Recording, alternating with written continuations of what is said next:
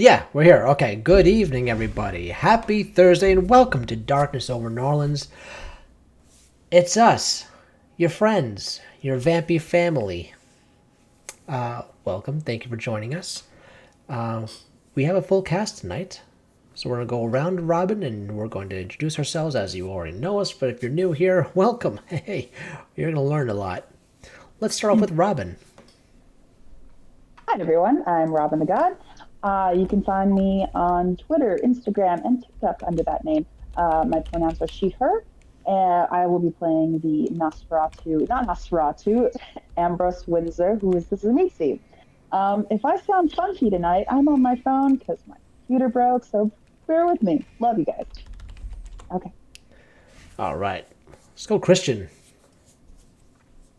Hi, everybody. Hey, my name is Christian, aka Fluffy Goomba, on several socials. You can mainly find me on TikTok and Twitch, where I play several games on several days with several wonderful people. You can also find me on Sundays, 8 p.m. EST, on Tragic Theologian Greek Myth Inspired 5e campaign, and a slew of other projects that you can check on my Linktree and or my X or Twitter or whatever social media is fine. Smoke signals. It's a whole thing. I am playing Maximilian Washington, co-leader of a clan. Shit was rough last time we were here, so it's yeah. My pronouns are him, and so are his. All right. And Thaddeus. Good evening, everyone. I am Aubrey Valentine, your resident vampire. He may be hanging out with the gay girls nagging, but you won't catch him like those other dogs fucking begging. Wow. Wow. Nice. All right. And hey, I'm Dylan. I am your storyteller. Yeah, hi. We are going to pretty much just like jump right on into it. Oh yes, my name is Dylan. Find me on Roll for Dylan all across the interwebs. My pronouns are he, they. I'm trying to think if there's anything else that's important right now that needs to be said. I don't think so. So yeah, let's jump into it with say your phrase, Dylan. Without any further ado, let's sink our fangs into this week's episode of Darkness Over New Orleans. Hey.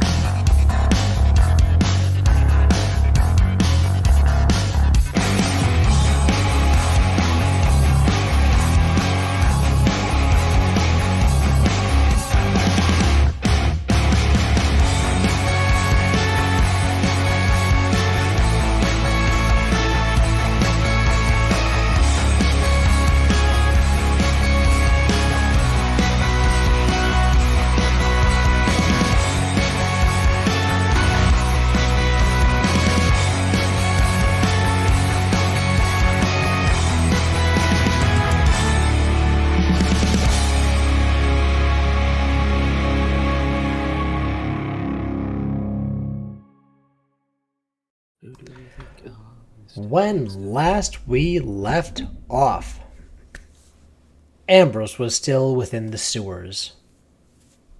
That's all you need to know. Max and Aubrey were meeting with the Gangrel clan in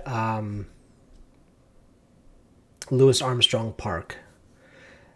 I think it was at midnight? Yeah, dead midnight.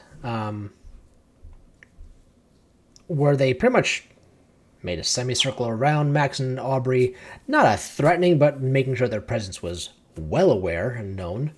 And the quote-unquote leader, not official, but the one that was running the pack, as they call themselves a pack, Ezekiel, also known as Easy, someone from Max's past, a close friend who they parted ways in a not so easy way of doing things. There used to be used to be very close, thick as thieves, you would say, and then it just all stopped. We find out that Easy is also the child of Angelo, but Max was given all the accolades, all the praise, all the everything that somebody would want from a sire was given to Max and not any of his other children. Especially Easy. Let's see. Aubrey was going around the park with the other 16 gangrel, making friends, as Aubrey usually does. Interacted with Wall, spoke with some of the other ones, but just having a good old time. Only Aubrey knows how to. My kindness is my kiss. Exactly, right?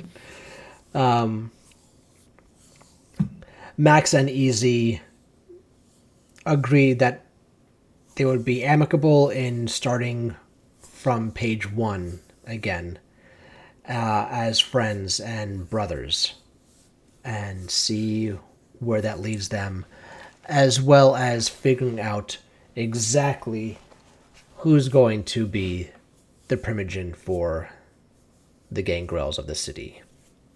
Seeing as how Angelo is now the sheriff and has, I can't say abandoned his duties so much as relinquished them gave them to Max, but the rest of the pack just does not completely agree. So we'll see what happens there. So after that, we are here too. Now, the gangrels have left the scene. Max and Aubrey are heading out. We didn't really specify where we were going last week. So, for all intents and purposes, let's fast forward to the following evening. And you are all at your respective homes. Max is at the gym. Aubrey is at his apartment. Where's Ambrose? Are we supposed to be at our homes, or Ambrose can be wherever? Okay, Ambrose can be wherever. Currently, all right. He's currently climbing out of a manhole. He looks pretty busted up. Okay. All right. Well, not his face is fine, but like he's leaning against the wall of an alleyway. He's holding his middle, and his shoulders kind of dropped a little bit, and he has a little bit of a limp. Okay. And so with that, players, the stage is yours.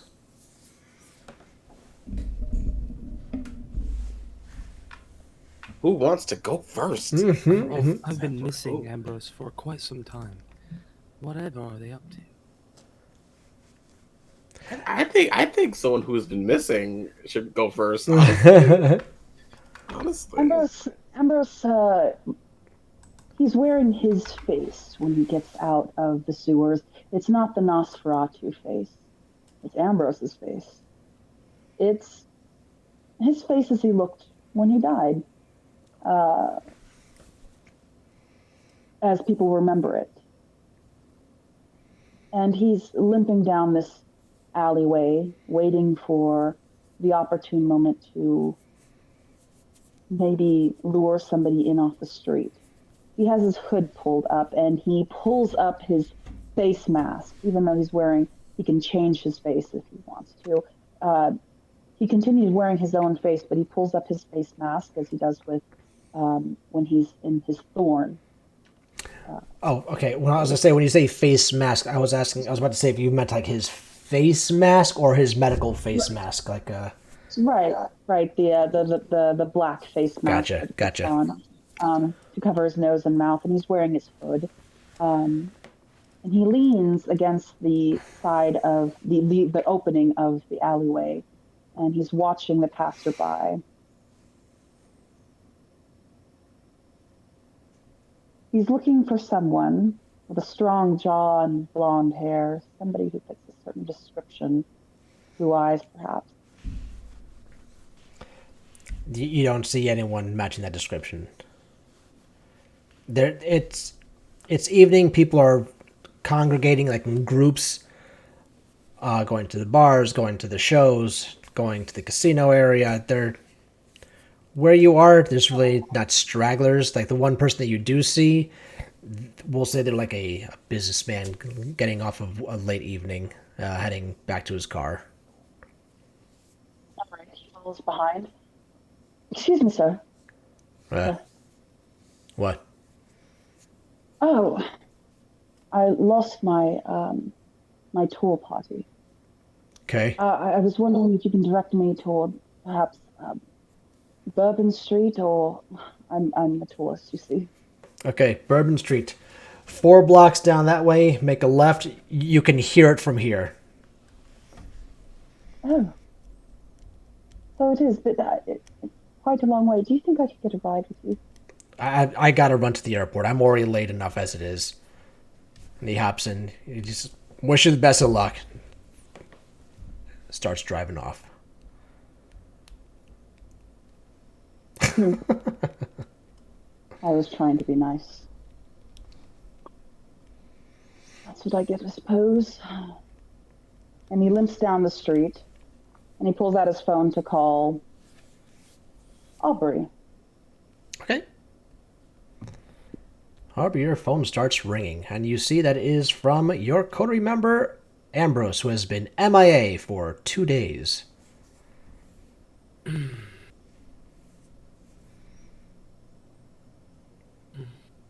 Hello?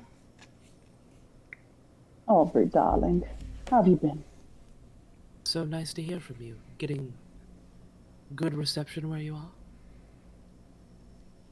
Why wouldn't I? I just figured you might have felt the need to leave the city, run away. That is what you were discussing last time we spoke.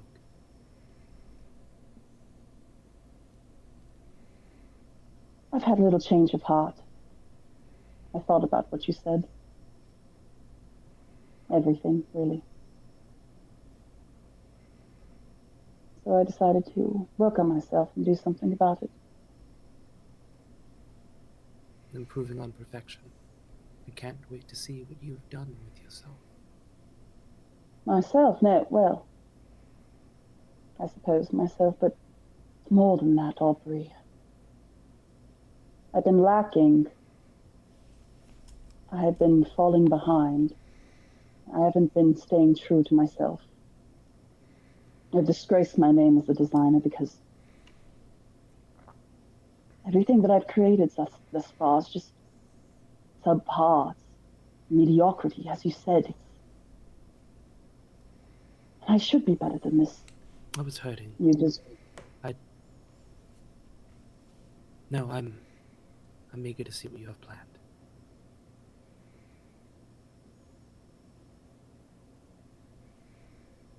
Well, it's not something I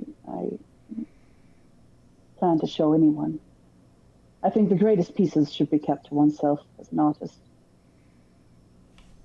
Ones that mean the most to you. But I do intend to...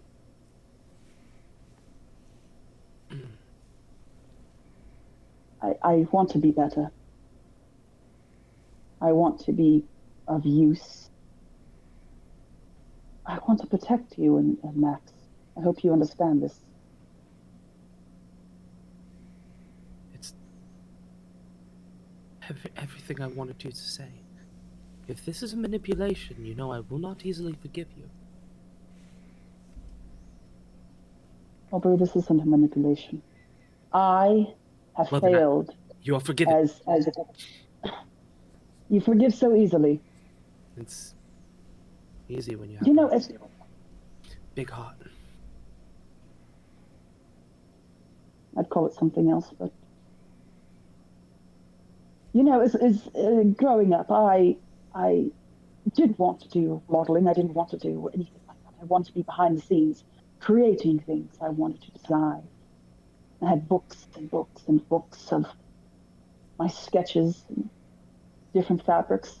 My mother was an heiress to a fabric corporation, and they made the most wonderful things. And Yes, I agree.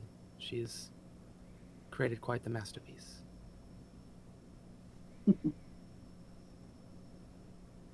Well, I always let others take control of things. Those designs were taken by my father and used to make mini corporations, to make fashion lines, cheaply built in sweatshops. And it just ruined everything. I decided I need to get back to my roots, as it were, to who I really am. You mean I need to stop work behind the scenes. designing again? Yes, you were right, Aubrey, that I was working with clay that was superior to what I was, what I limited myself being. And I thought to myself, enough, I cannot limit myself anymore. It was hard to Doing understand. that wasn't. Everything you said past Aubrey, you were right. I've just never heard those words so frequently or ever. Where are you? Oh, well, I'm a few blocks from the Bourbon Street. I've headed back to one of the alleyways. I might need a little blood. I don't know. Are you hunting? Alas, I was trying to, but I'm just so tired. For 2 days, I've barely slept. Just been focused, so focused. It's so liberating to be focused on my work again. I could hardly sleep. Would you like me to join Thought you? it. Help you in the hunt? I wouldn't say no to company. And what's been happening with Max and yourself? What's going on? Should want to wait for him to tell you all about it. We had a bit of a meeting. I was sort of his go-to guy. I think just being there, my presence really showed a good front. Oh, yes, the gang girls. Yes, the gang girls. Tell me what they are like. Fierce. Protective. And they, Loyal. you know, Max isn't a normal gang girl. Why do you say that? Nothing about Max is normal. He's exceeded the word. It shouldn't be used on people like him. They don't like structure, typically.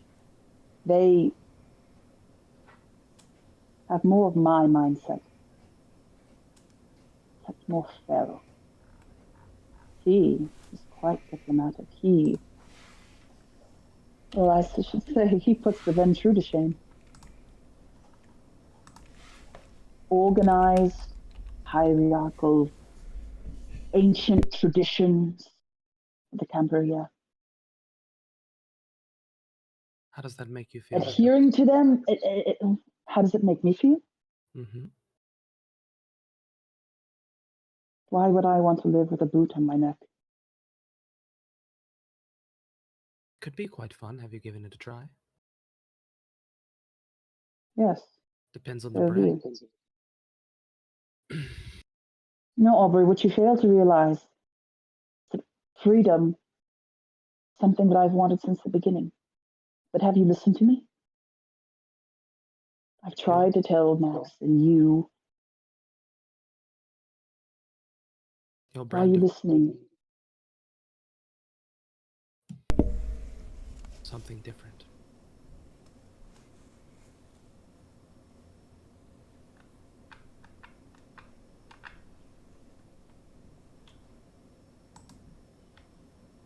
What do you think about it? Darling, I don't go in for the Camarilla any more than you do. I'm just not so eager to trade it for a different governance on my neck. If someone is to have their hands around my neck, let it be the person I choose.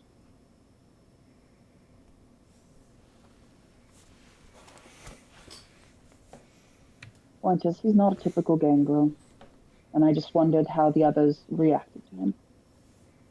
They didn't seem to appreciate his presence. And I'm sure he was very likable. What's not to like?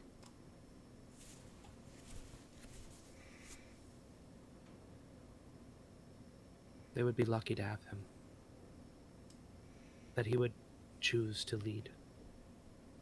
They would be lucky. It's my understanding, though, that they didn't choose him.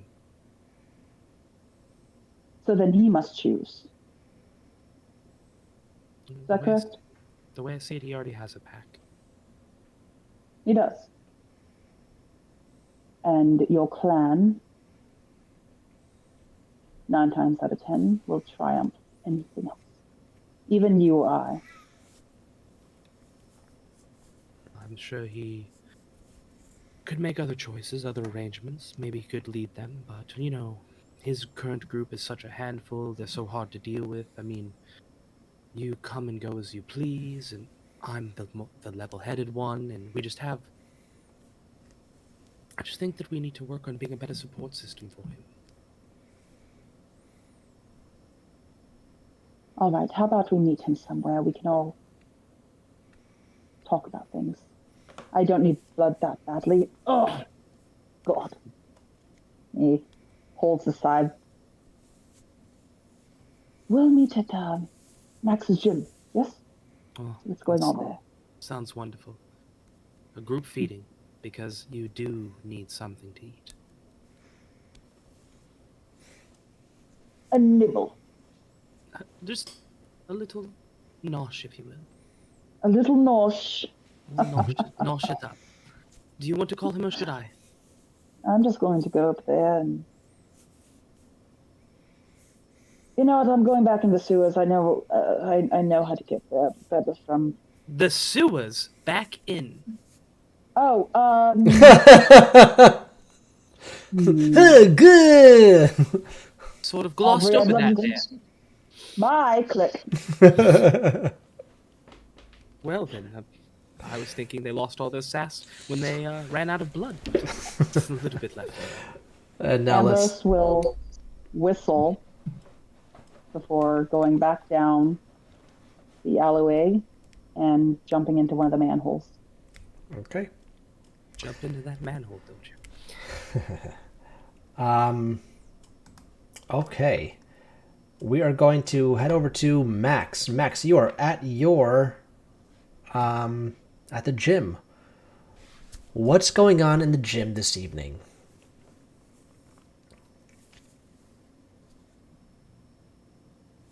I think Max has just been thinking about the previous night in his office.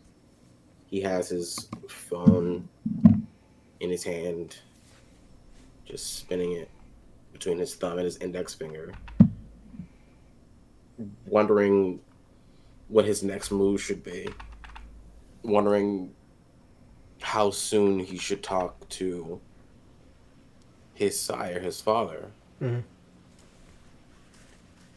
Wondering where the hell Ambrose has been, because wherever Ambrose goes, trouble is sure to be there. I don't know what you're talking about. And then that trouble will find its way to him. It's a vicious cycle.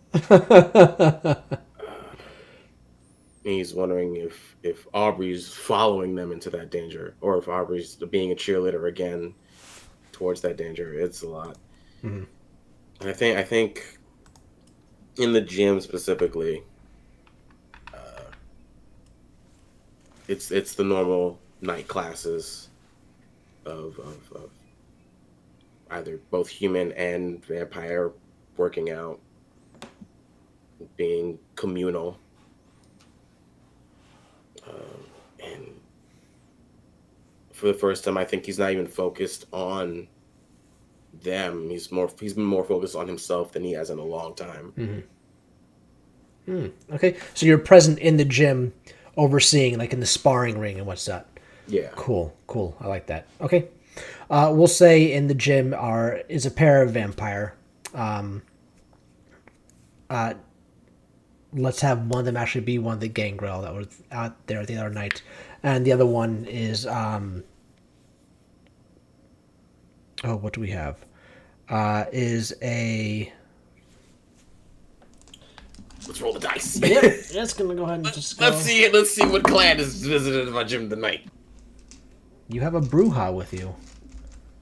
Ooh. Makes A sense. Bruja and a Gangrel are in the sparring ring right now. Now, it started off nice and easy as okay, we're here just to spar, but seeing as how it's a Gangrel and a Bruja, the longer the sparring match goes on, the spicier the match gets. You see that the punches are not really being held back. The punches aren't being held. It's starting to turn into a one-on-one brawl Yes. at one point. So you're on the sidelines observing and well aware of the situation that's happening. Are you going to allow it, or how are you going to let this play out? I can't let the people kill each. I can't, because they're gonna do it and they're gonna get hungry. And I got people here, and I can't just let them get fed on like that. So I will intervene. I will do a quick call out to both of them. Mm-hmm. Just like, this ain't the streets. It's organized. Organize it. They both turn on you. The Gangrel kind of like snarls, and the Bruja's just like, but they stop. Respectfully, they stop. This is your home. This is your place of business. This is your haven. So they are in your space. They give you the respect that is needed in your space. They stop. They take a couple of steps back. Not even going to their own corners, but just like giving each other a good breath apart. Still eyeballing each other down. Like, that fight's not over. Yeah. To them, it's not over. But Of course not. it's on hold for right now in your space. The rest of your gym continues about their workouts, continues their shadow boxing, their the jump ropes, the weights, the bags, everything. Everything is going as if it's a normal day. Nothing else is really out of the ordinary. And then you get a quick text message from Jasmine. That took me both Christian and Max off guard. Whoa. And it just simply says, "So how'd it go?"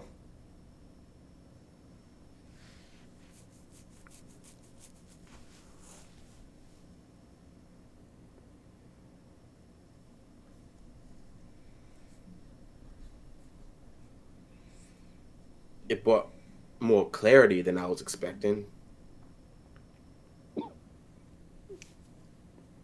She sends the shocked Pikachu face.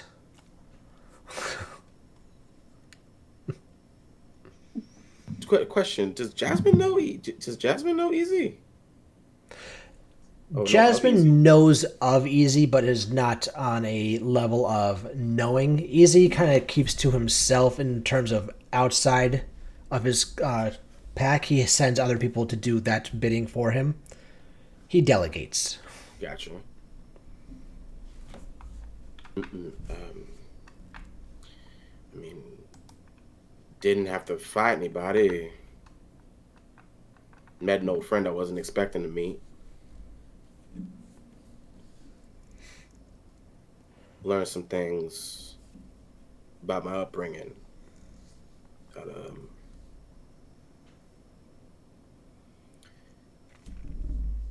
aren't as desirable as I'd like to learn.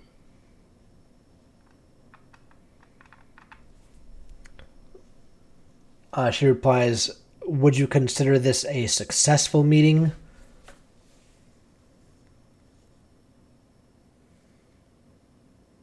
Honestly, yeah. Better than I thought it'd be. And that's all you need to focus on.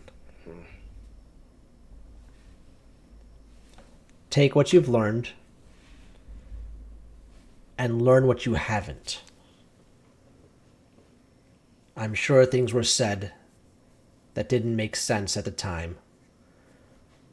In the bigger picture of it all, you're going to have to figure it out on your own.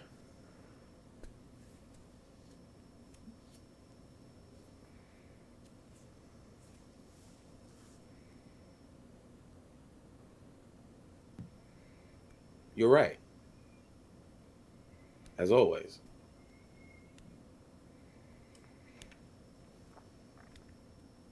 I'm glad you're seeing things straight again. Now listen, I need to hop out of town for a little bit. Business calls. If you need anything, shoot me a message. I'll see what I can do. That goes both ways, as always. Of course. Tell your boys I say hello. And tell your coterie that I'm watching. You know I'm not, but I like to mess with them. I'll make it extra spooky just for you.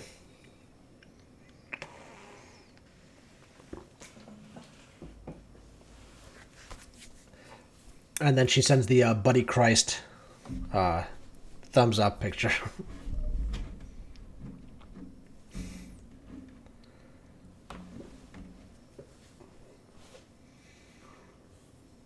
I think he just sends the Liam O'Brien thumbs up one back. Mm-hmm. And I think a little bit of the weight is taken off his shoulders as he's sat down, I think, for that part of the conversation. And goes back to like looking at the Gangra and the Bruja going at it without going at it. And he thinks back to his fight with Jasmine and just thinks about Jasmine for a bit. And there's a slow smile builds on his face.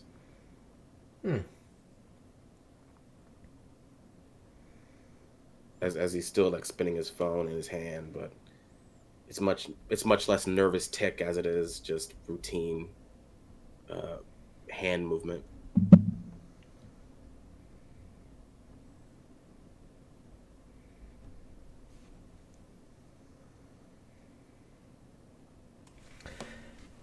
Have you, sorry to interject, but have you, since last night, have you messaged Angelo at all? Have you spoken to him at all? Or are you holding off on that until you have a face-to-face with him? I think I've gone about messaging, like starting a message, canceling it, starting a message, almost calling him, stopping a couple of times, more than I'd like to admit. But ultimately, he's just not done it because he wants to collect all the words he has before he says something. Because learning what he learned last time, learning what he learned a few days ago or a day ago, even now. Yeah. That's a lot to learn. It's very shell shocking to learn the truth. Yep. Or a different perspective that you didn't know was a perspective. So I think he's abstained from contacting Angelo for right now. Okay. And until he gets a face-to-face. Okay. All right. So we'll just fast forward then from now, and we'll have the coterie does arrive. Who's showing up first? Or do you want me to decide? You know what? You can decide. All right. We're going to use this Pokemon coin. Head, it's Ambrose. Tails, it is Aubrey. Ambrose, you're going first. So Tails. What would have taken Ambrose 30 minutes to walk through the labyrinth of tunnels? Funny enough, only takes him 5 until he pops up through one of the manholes in the side of the alley behind his boxing ring, and he's limping towards the front, leans against the front of the door and just sort of knocks before opening the door and peeking his head in.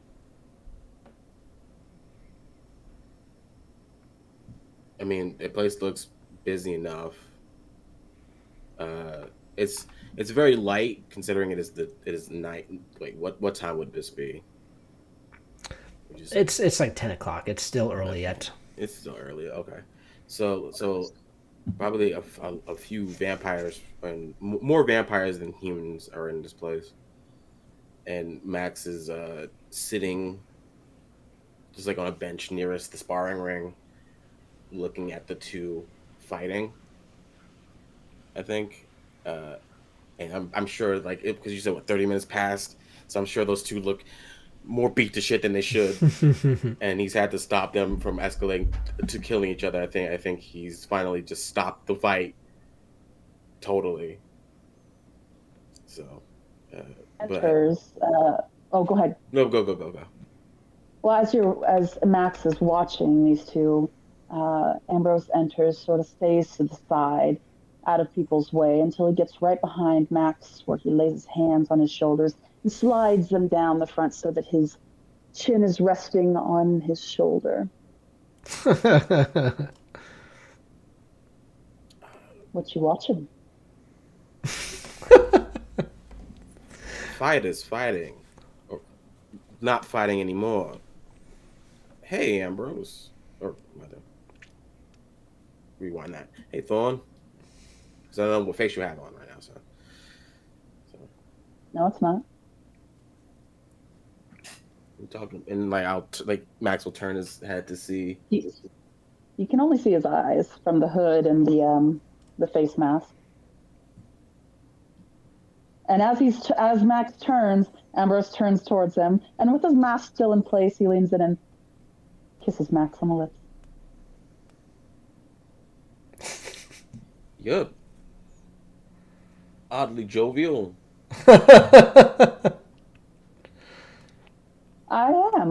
I am. Aubrey should be meeting us soon. Where you been? Oh, I've been just self-reflection, meditation, improving, affirmations to myself, working on some projects.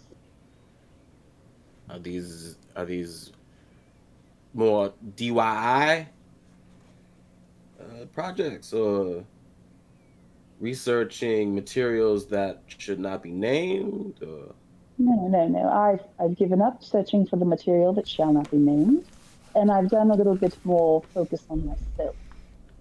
Do you remember when me and you were alone, and I told you, or rather, you asked me what price the world would have to pay for my freedom? I And remember. I told you whatever price that I set that. Well, I shall revise that statement. That not for my freedom, but for all of our freedom. But it will be the price that I set that. Not just me, though. That includes you and Aubrey, by extension.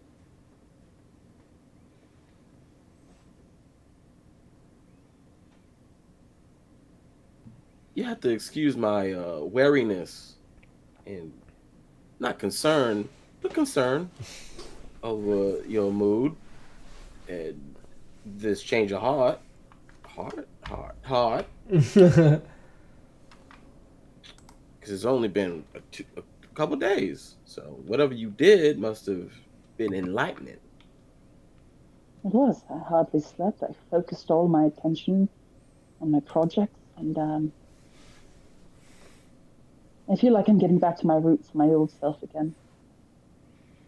Your what self is that? My roots of who I am, what I am, but where I've come from as well.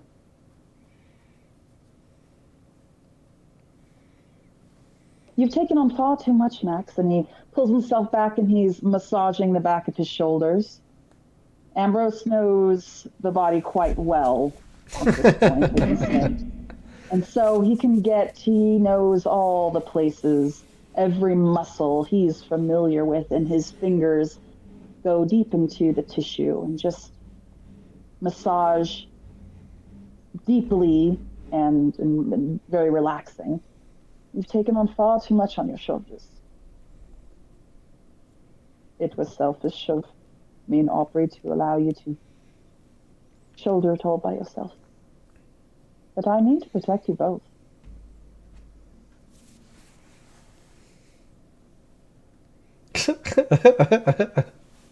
And was this something you want, need help with? Oh no, you couldn't possibly. You couldn't possibly help me. Not with this. Okay, now we are getting to the meat and potatoes of it all. What task are you doing that does not require our help?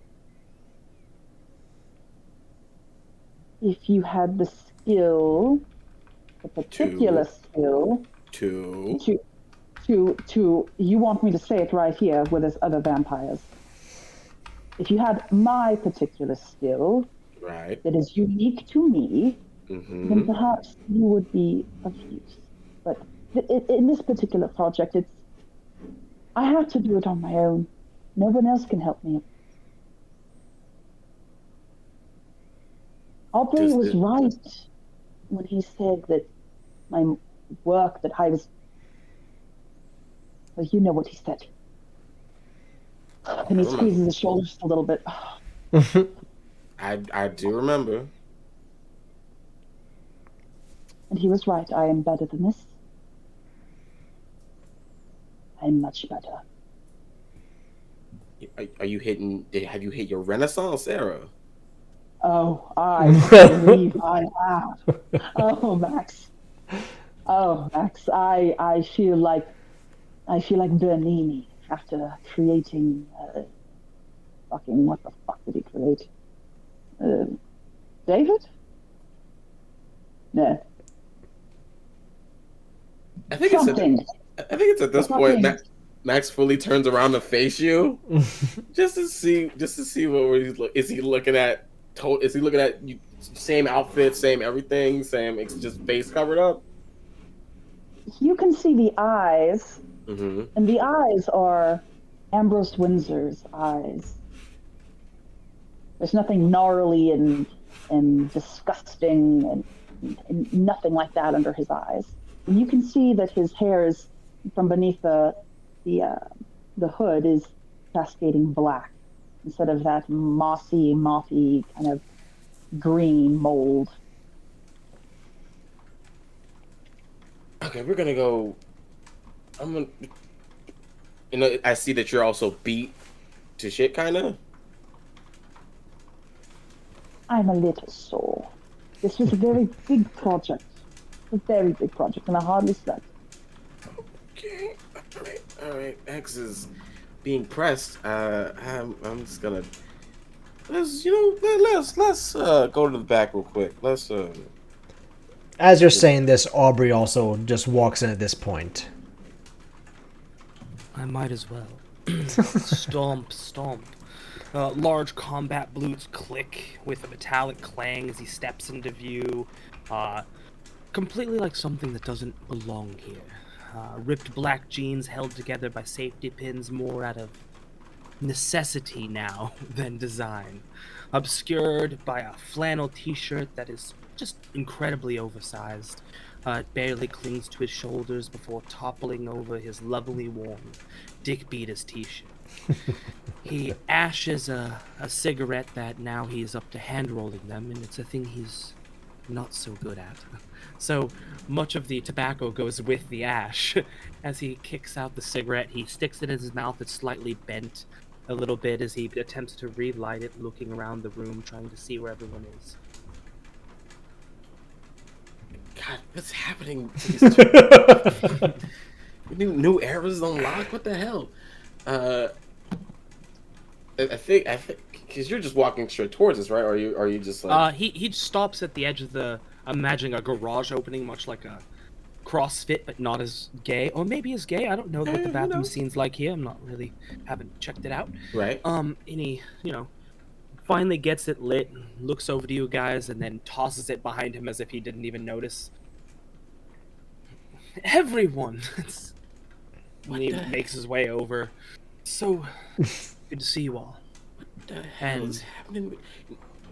To the back, both of you. Now. entering through the back exit. All right. Okay, at least that's normal. All right, go.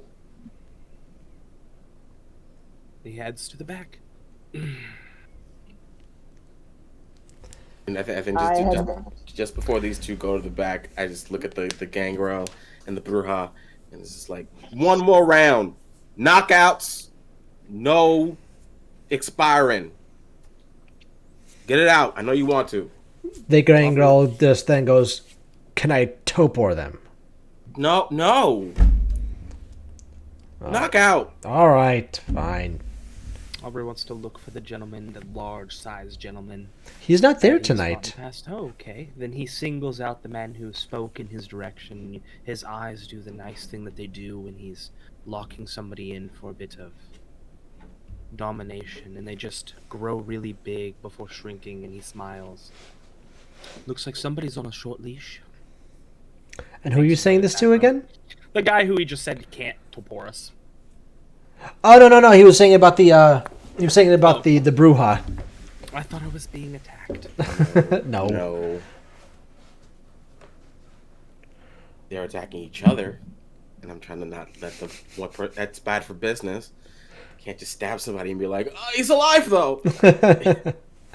Though I'm sure all humans here know that's a thing. Aubrey pulls out his new lyrics books and starts to write, "There's no stabbing in boxing." This is true. Take these two in the back. As soon as we're in the back, Are you going to the back room or are you going to your office? Because the back room is where you had Angelo chained down while he came back after the. I'm taking us to the office. I say, Okay. The office. I'm not taking us to the emergency. Just making sure. room. Yeah, just making sure where you guys are going. Yeah. I just close the door, and then lean on it. Love the new looks. Explain both of them. Baby, I'm always evolving as he sits on the desk and he gives the well, now that you've got me here, and he starts to roll another cigarette in a very shitty way. It's just like more tobacco's everywhere than it is inside the roll. You don't even. What are you doing? Ambrose walks across and snatches the cigarette. Honestly, I thought you were raised by an addict. Well, luckily you're dating one, or former. Now you lick you lick the edge of the paper, like so. What are we doing? In the middle, and then you roll tightly towards that. Why are you wearing that face? I thought you got rid of it. Yes, just pack it just like that, and I will be rolling so many cigarettes now. You have no idea. What do you mean? All you can see is my eyes. What are you talking about? I'm very observant. If you haven't noticed. Well, what do you think? And he pulls his hood back, and he pulls down his mask. And it's Ambrose Windsor. Yes. Make an observation. Come closer, both of you. Take a look. How did you see the creep again? No. Is that yours? Make an assessment, Aubrey. I need you, in particular, to make an assessment of this face. Is it a likeness? Is it an exact likeness? Come closer. I should need to observe it incredibly close. And he leans in, closes his eyes. Ambrose flicks him right on the nose. Open your eyes. You can't observe. Guess we're doing a different sort of observation. It will certainly... Yes, I guess this will... It's a face that would make the devil jealous. To look upon it is to know I don't need to enter heaven to have felt its embrace. Yes, of course. Yeah, well, yes, of course. I've always been pretty, but Don't get cocky. Is it an exact likeness of you? I need you to really inspect it down to the last. Well, I don't have freckles, but I do love freckles. But now this This is a masterpiece. So you just made yourself your own face again. If I can interrupt the pleasantries as usual. Yes.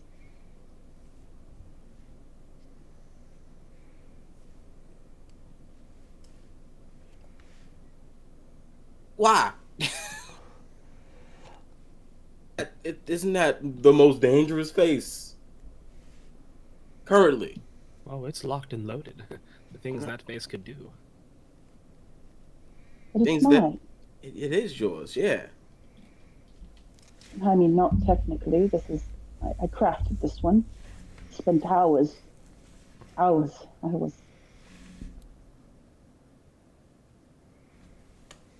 I felt challenged.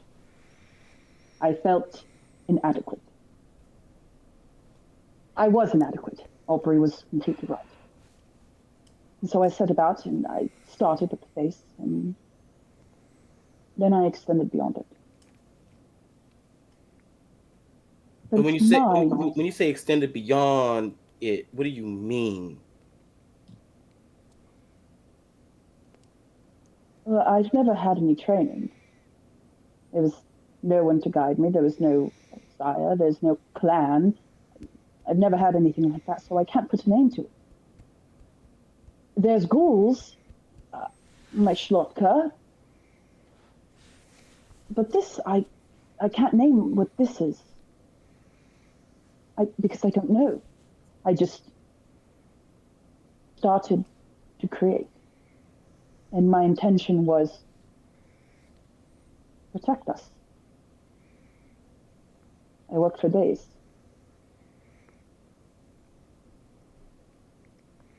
By sewer light. I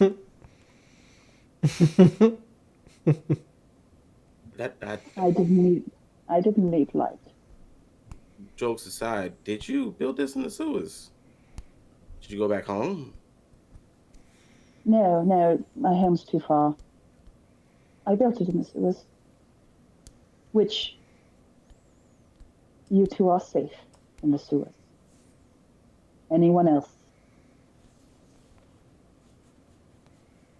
Just don't let any of your clan members down in there if you love them. The sewers are... The sewers, they run throughout the city. Like Swiss cheese. They're everywhere. So help is never too far beyond. That's all I will tell you. Just what I have done is for you and me. That's all I will say. It almost makes us feel like our failed attempt at installing you as the leader of the Gangrel is we were holding her back.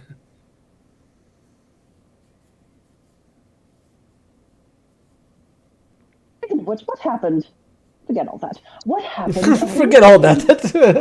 Forget all the mystery shit that's could be totally fucked up.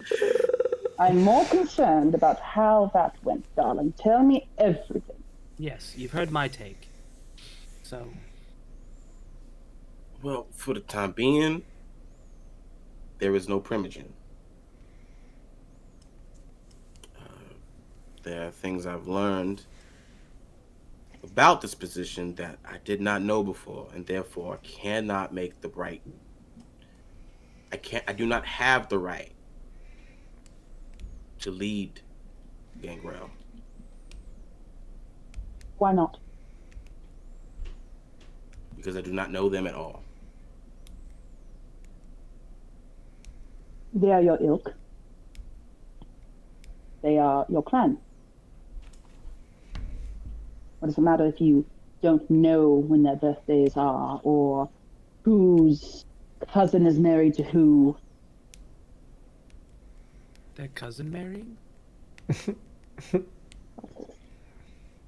is Louisiana, I guess. I know them by name, but not by face, nor by attitude. Angelo was the one who picked you. He was their Primogen. Shouldn't they respect his decision? He's sheriff anyways. They respect it because it's an obligation to respect it. If I'm going to be Primogen, I don't want it to be an obligation.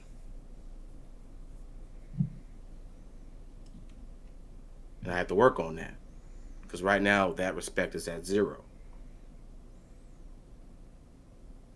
The Camarilla doesn't work with who deserves something. It's nepotism, it's hierarchical, it's ancient. No one gives a shit if you don't know your clan. You take the position, you do what you're told, and that's the problem that I have with the Camarilla. You must do what you're told. I'm suddenly very into it. What was this stuff you said about taking a position and doing as you're told? Jesus Christ. Can I tell you about... there was a boy he met. Later. He had a boy from his past. What? They were hugging and all sorts of things. Why are you making this more complicated than it has to be? As you're talking to him, Ambrose moves, and he's just inches from your face, and his head is tilted to the side. Who is this boy? I was saying. Someone from my childhood. Lots in common. Both have the same dad and everything. Wait. Fucking Father Aubrey. or sire? Sire. The brother. He means yes. It's not illegal here in Louisiana. They could still date. God, Jesus. So wait a minute. You met this person there, but you knew them from your childhood, and you have the same sire. And it is some contradictory. Have you seen them since? I hadn't seen Surely, them. I hadn't seen them in 13 years, I think it was. Yeah, at least a decade. Your father, Angelo, sired him. Your father, your loving father, Yes. took your childhood friend without telling you and killed him. Essentially. Yeah. Why didn't he tell you?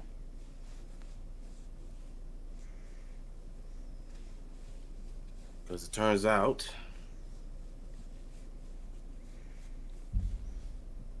I was more what's the male equivalent for damsel? He loved him more. Angelo loves. He loved me more, quotation marks, protected me more, looked out for me more, hid me He was more. invested in you more. Yes.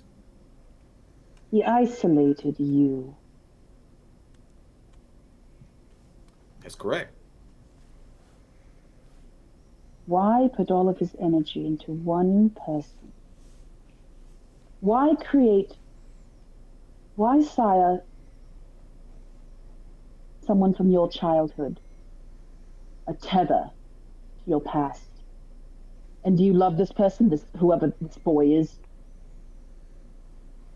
They hugged. Just how visceral that. They were my family before Angelo. Interesting. Don't you find it very interesting, Max, that he kills your childhood friend, doesn't tell you about him, isolates you, keeps you in the dark, keeps you isolated from your pack as well? It sounds Does almost none of these... like loving. Like very loving. Like imagine someone who looked out with you enough and cared about you and made sure that you only had the right friends and only, associated with the better class of people. Like, what a loving father. Ambrose, trust me, this is all I've been thinking about since learning about it. You know what I think you should do? I think you should take my advice. And he takes your hands. Max, And he looks dead into your eyes. I think you should stake your father. I had a feeling that was going to be your advice. Not kill him. I think you should stake him right through his fucking lying heart, put him in a box, put him in a basement for a few hundred years, and then he can come out when he's learned to tell the truth. I'm sure he can learn. He can learn that in the void of nothing. Unironically, Max, you get a text message again. Ooh, love these. It is Hey, Angelo, Who is it? and it simply says, "Where are you and who are you with?"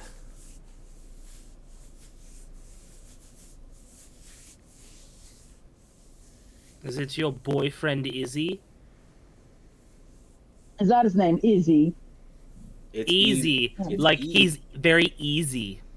Oh, I bet he's Izzy. No. Hugging on the first date whore. Hugging on the first date. Whore. These damn Mormons. These damn Mormons. Not in my Christian Minecraft. My Christian TTRPG. Speak of the father, it's actually from Angelo. Invite him over. I'm Hey, don't tell him we're here. not. You're not gonna jump my sire, my father. No, we're gonna Jerry Emerald. Springer him. We're gonna Jerry Springer him. I'm gonna enter the room and be like, No. "You're not the father, or you're not a good father." I think. Ambrose just gets a pencil from the desk. Just stop it. While I'm answering the text message, looking at Ambrose, this is like, you talk about old school decisions. You talk about the old ways. Talk about just demanding respect and wanting people to fall in line. I don't want that. That old school shit, that's not for me. Never has been. I'm gonna be a leader. It's gonna be mutual respect kind of way, just like this friendship is. It's worked out so far for us, so Couldn't love him anymore if I tried, I swear. Everything he says out of his mouth. But honestly, text your dad, bitch. New phone, who's this? I'm not gonna call him a bitch. No, neg him. We're not going over this negative. Gonna work. You're both joking, but I'm dead serious when I tell you to stake his fucking heart. I'm not gonna Or kill stake him. the man. I'm not You gonna don't- stake the man or kill him. Put it on record that Ambrose Windsor has voted to stake Angelo and Trust me. Your mail-in vote was counted. Mail-in vote. First and foremost, I understood that would be the first thing that come out of your mouth as soon as we told you. Someone wouldn't have done all of that to him if he didn't truly love him. I don't know about that. Now, Aubrey, you need therapy. Well, tell your father whatever it is you're going to tell him. Oh, Coal in the kettle. how dark is that kettle? How dark is that cauldron and that kettle? It's black. It's that super black that there's no light. I don't know what you're talking about.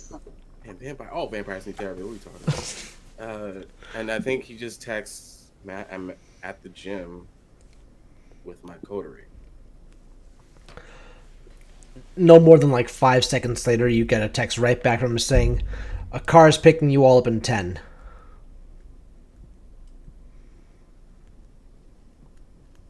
Is this sheriff business? Yes.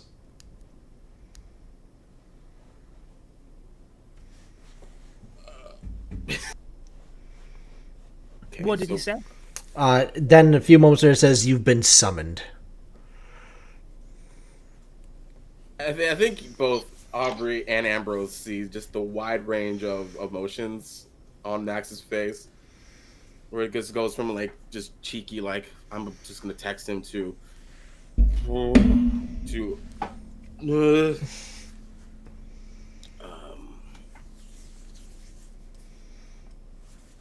okay, We've been summoned. This is Prince business, I'm guessing. So, best faces forward, huh? Not my dad. I, Going. I mean, I'm not gonna not go to the. We should go to see what the prince wants. Yes, let's fall in line and go when we're told. If we're gonna go, I need to change my face. Yes, please. Just do it in the corner. Just not, don't get it all over. Just use the bathroom. There's a the Tell me, bathroom you don't in want this to know what I office. did in that bathroom. Don't, please. All right. This is a good place for us to take our 15. So we'll be back in just a little bit, everybody. So we'll see you in about 15 minutes, y'all. Bye.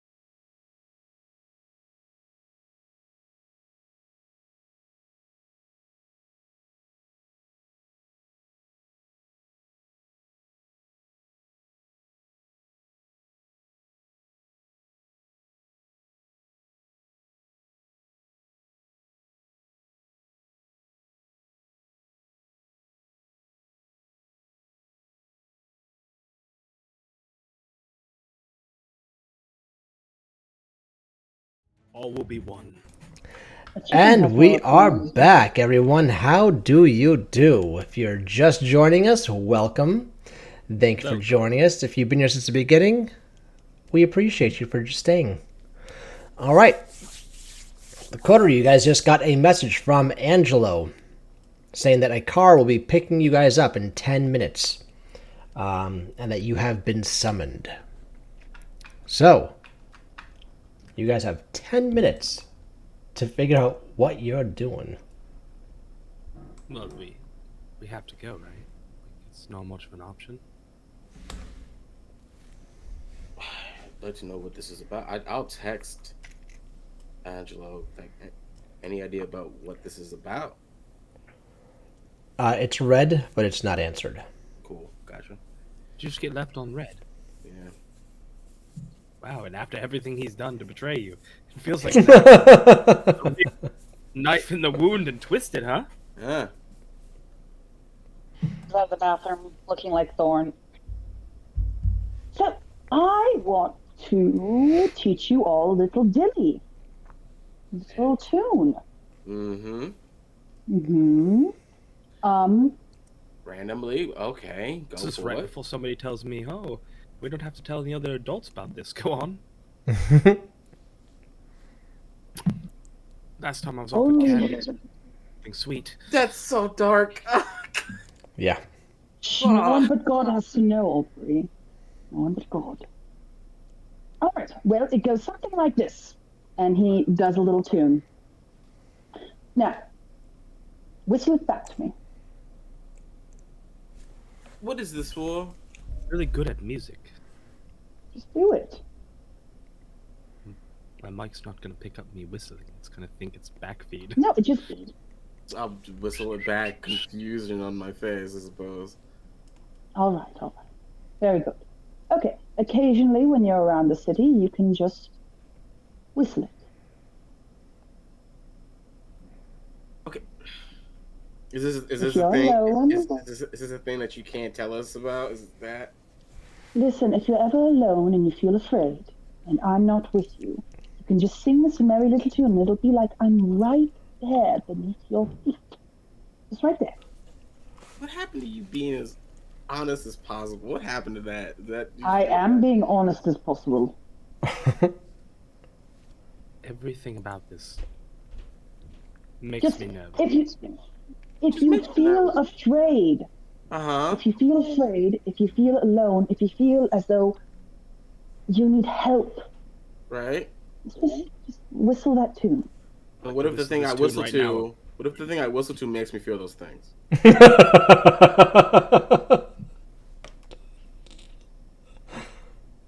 Just Are we getting a puppy? yeah. All right then, I'm on board. That's all you had to say. You know, I had a puppy named Poppy when I was younger. No part of me doesn't think that this story won't end in therapy. So I think we should just. I'm sure you loved it a lot. I did. I loved Poppy. She was a little Shih Tzu. Did you name what's down there Poppy as well? I'm just taking No. context clues from this No, conversation. she's Lily. Lily. Hmm. Cool. Got a name. All right. Okay.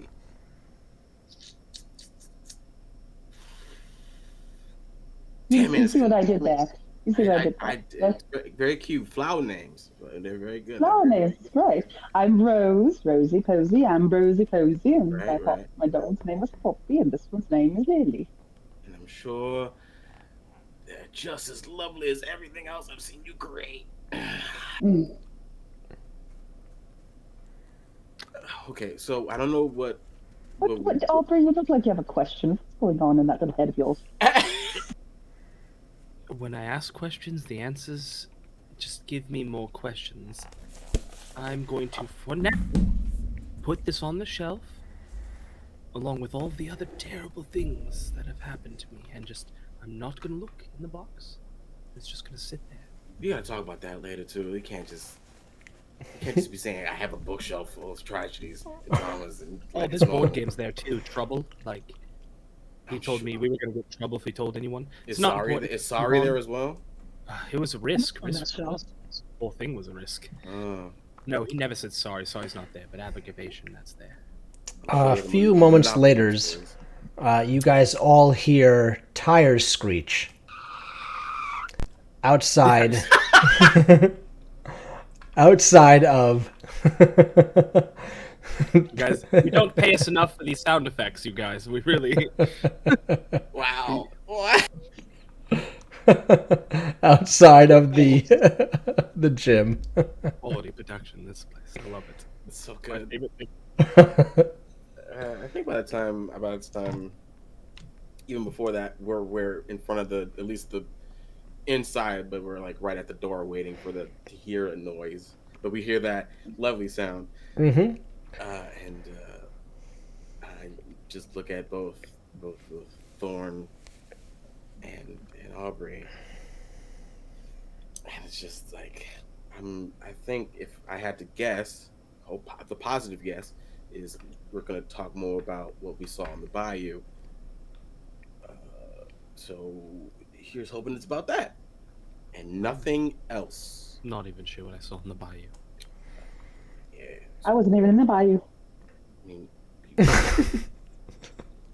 well, at least maybe that might talk to you about the Nosferatu thing.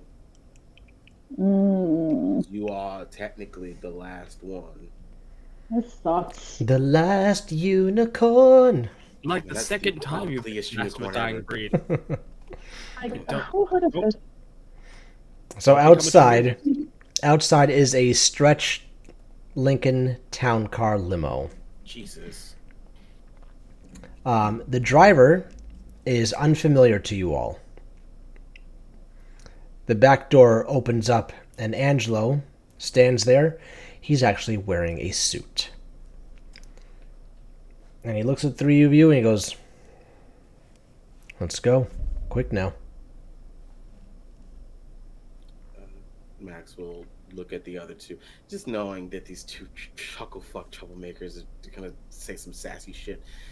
If he doesn't say anything first, come on, you two. So nice to have someone to open doors again. It's been so long. Oh, there he is, Father of the Year. Good to see you, Angelo. God, Get from the car. I'm impressed that he's willing to open so many doors when we behave. Pushes him a little bit. All right. You guys get into the back seat of the car, and sitting on the far end, you see Felicity is sitting there, with two of her hounds on either side, one on either side of her. Excuse me. Angelo pokes his head and goes, "You guys slide to the middle booth." Okay. I'm not trying to think. I thought we were going to be meeting. This is Christian saying this. I thought we were going to be meeting at the manor, not the limousine. Oh, shit. Okay. All right. You guys slide over to the center against the window side bench, and Angelo sits in the back where you guys just were and shuts the door, taps the roof a few times, and the car starts driving off. Felicity looks at the three of you. She goes, "All right, well, first off, good evening. Thank you for coming on such short notice." Of course. I mean, I got to say, I was not expecting to have a meeting in a limousine. I thought we were just getting driven to your estate. Oh, no. We don't need to be going there. We have another destination in mind. Oh, what destination would that be? We'll find out when we get there, won't we?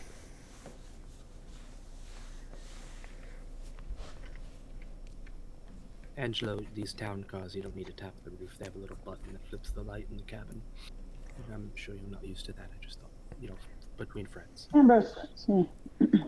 Angelo looks at window. Aubrey and just goes, "All right, noted. Thank you very much for that."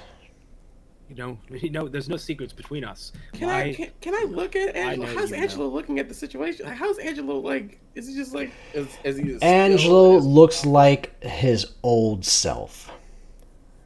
He's not the relaxed, laid back Angel that you used to. He's in proper work mode. Right.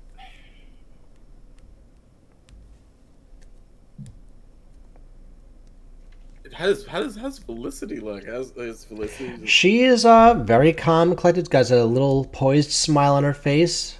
She's looking very relaxed. Of course she would. She is the prince, and she has her two of her hounds with her. She's got the sheriff there as well. What do her hounds look like? Would we know? Because I don't think we met Specific- You guys They have look not well-fed. met the hounds yet. You've heard of them. You know that they've been in the area. You know that they were in the sewers before as well. The hounds are big. They're about 6'5" each, and they're filling up the space of. Felicity's a slender person. They're taking up all the extra room on that bench. Each of them have the suit top that has 3 buttons. 2 of the buttons are undone. 1 is latched on, and they both have a hand underneath the other hand, which one of them is inside their jacket. So big. Do you use a breeder? Or... Who are you asking that to? Angelo. Like, and I point to the dogs. Angelo just goes, "Watch your tongue." I imagine the gangrel would know. Those are our prince's bodyguards. They are not dogs or someone to be bred. They're people. I- He says, his voice like shaking. Oh, they're Yeah. people. You have to forgive. It's just not knowing the destination is kind of, I don't want to say dramatic, but certainly leaves me uneasy. Felicity then chimes in. That is, of course, necessary. With all the happenings going on in this city as of late, we don't know who has eyes, ears, or bugs everywhere else. So it's best not to say where we're headed to. For your safety, my safety. We also have several other identical vehicles driving throughout the city at this moment. So please sit back, relax. Russ is very relaxed. More relaxed than the other two. He's fiddling with the window and he rolls it down. His hand is sort of floating on the air that passes as he's whistling. I don't think you'd have to worry about bugs from the Nosferatu. Not now anymore. Felicity leans forward a little bit and goes, "That's one of our topics of discussion this evening." Well, that's good. It's nice to see the city is prospering under you, Felicity. It was in dire need of a makeover and a bit of a revamp. No pun intended. Just look at Aubrey just dying on the inside. No, don't.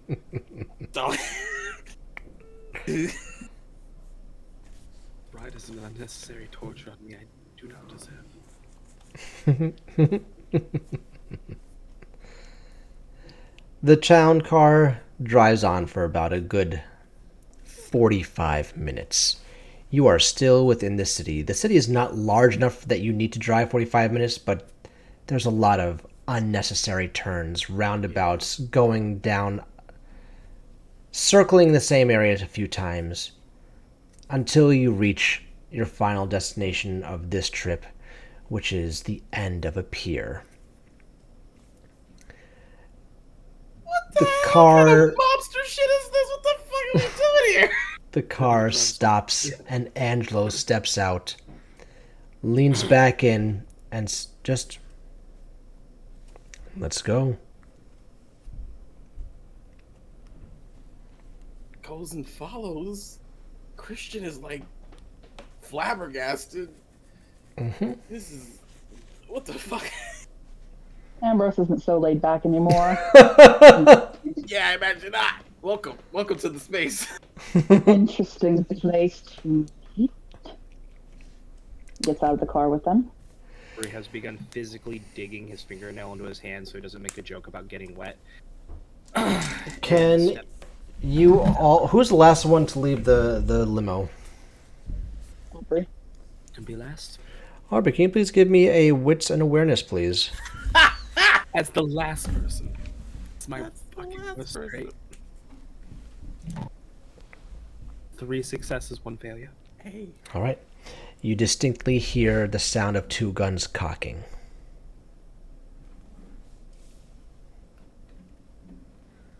As you leave the limousine, Angelo is standing at the trunk of the limo watching you guys get out, and he motions for you guys to start heading out towards the pier.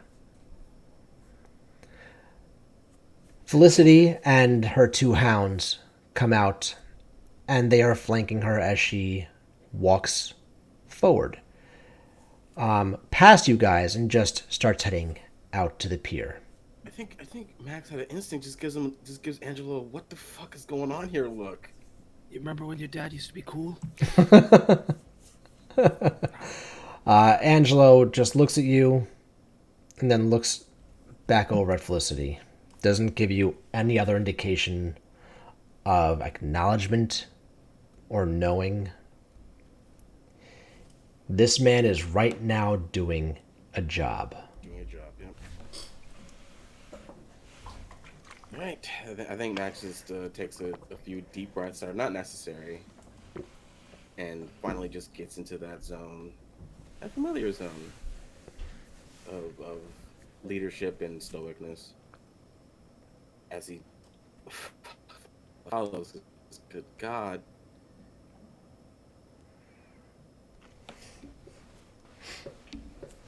Following, he stops right where the edge of the pier is, and he's looking out across the open waterways.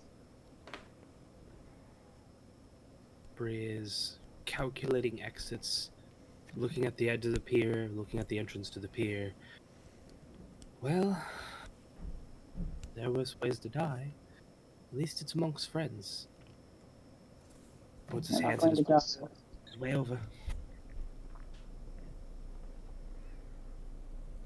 Ambrose is going to grab Aubrey's hand. Just get this over with.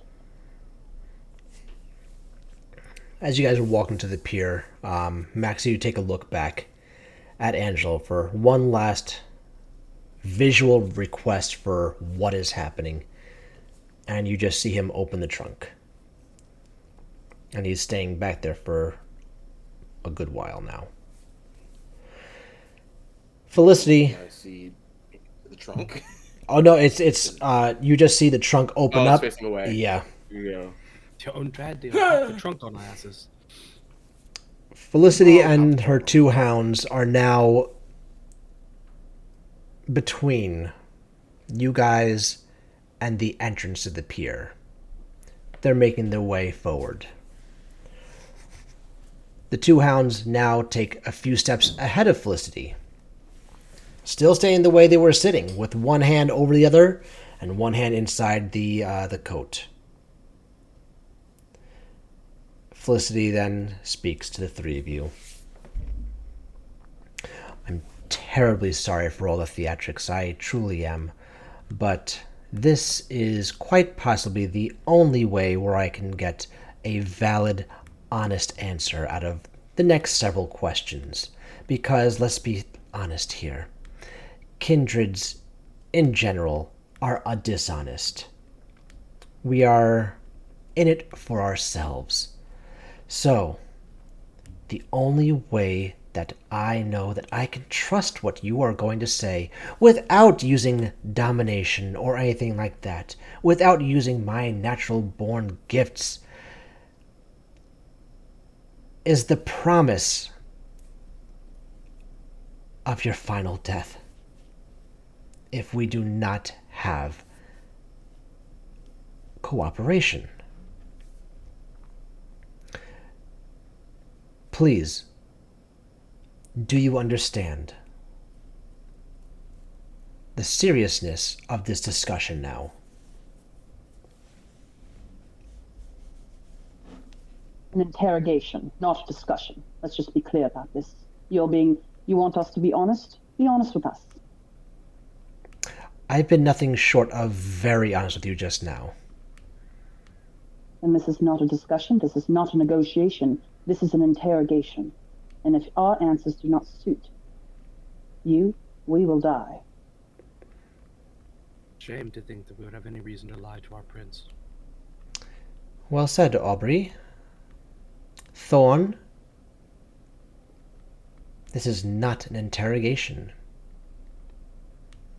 If it was an interrogation, we'd be at my manor, in a much less pleasant atmosphere. You have to excuse me, but my entire clan is dead. The last Nosferatu stands right in front of you, and you threatened the final death. I'm making an assessment of the situation.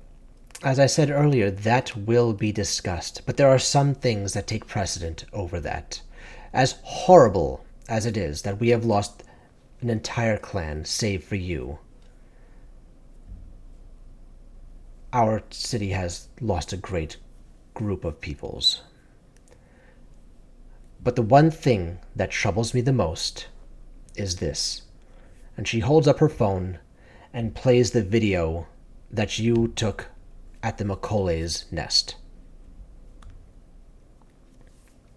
She lets it play, she plays it again, and then a third time. Puts the phone away and just looks at you all. 2 questions. Very simple. Question 1.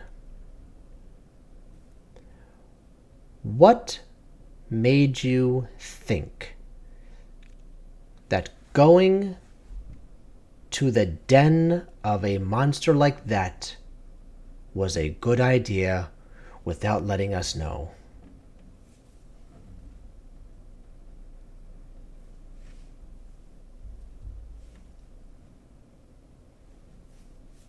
To be honest, we didn't know what we were expecting when we got out there. We didn't know what the hell we were going to get into. So how did you know to get there?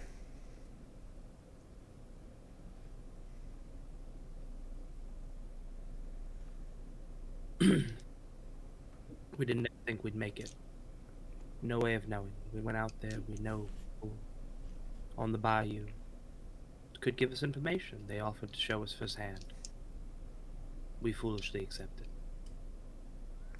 So there is someone out there that is aware of these creatures that are innocuously hidden within our bayous. You know how hidden they are. They worked with... they had a relationship with the Garu. They had a mutual understanding about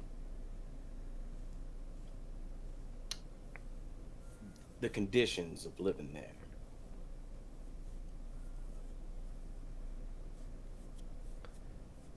So they're dog tamers and monster friends. Wouldn't exactly say friends. They're just as terrified of them as we were. Mm-hmm. And who is this person? Are they kindred? Are they human? Are they Garou? They're human. I always forget the what are their names in the business? 'Cause- Marcel? yes, it's Marcel and his grandmother. But I don't. Did we ever get the grandmother's name? Nope, just Meemaw. It's me. But Fast and Loud Fannies is the name of the company.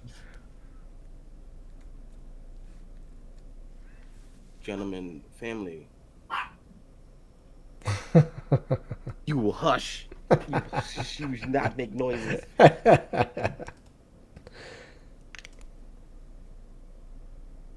The Marcel family, down by the bayou, Fast and Loud Fannies is a business. They own a riverboating business. Come across all kinds of wilderness out there.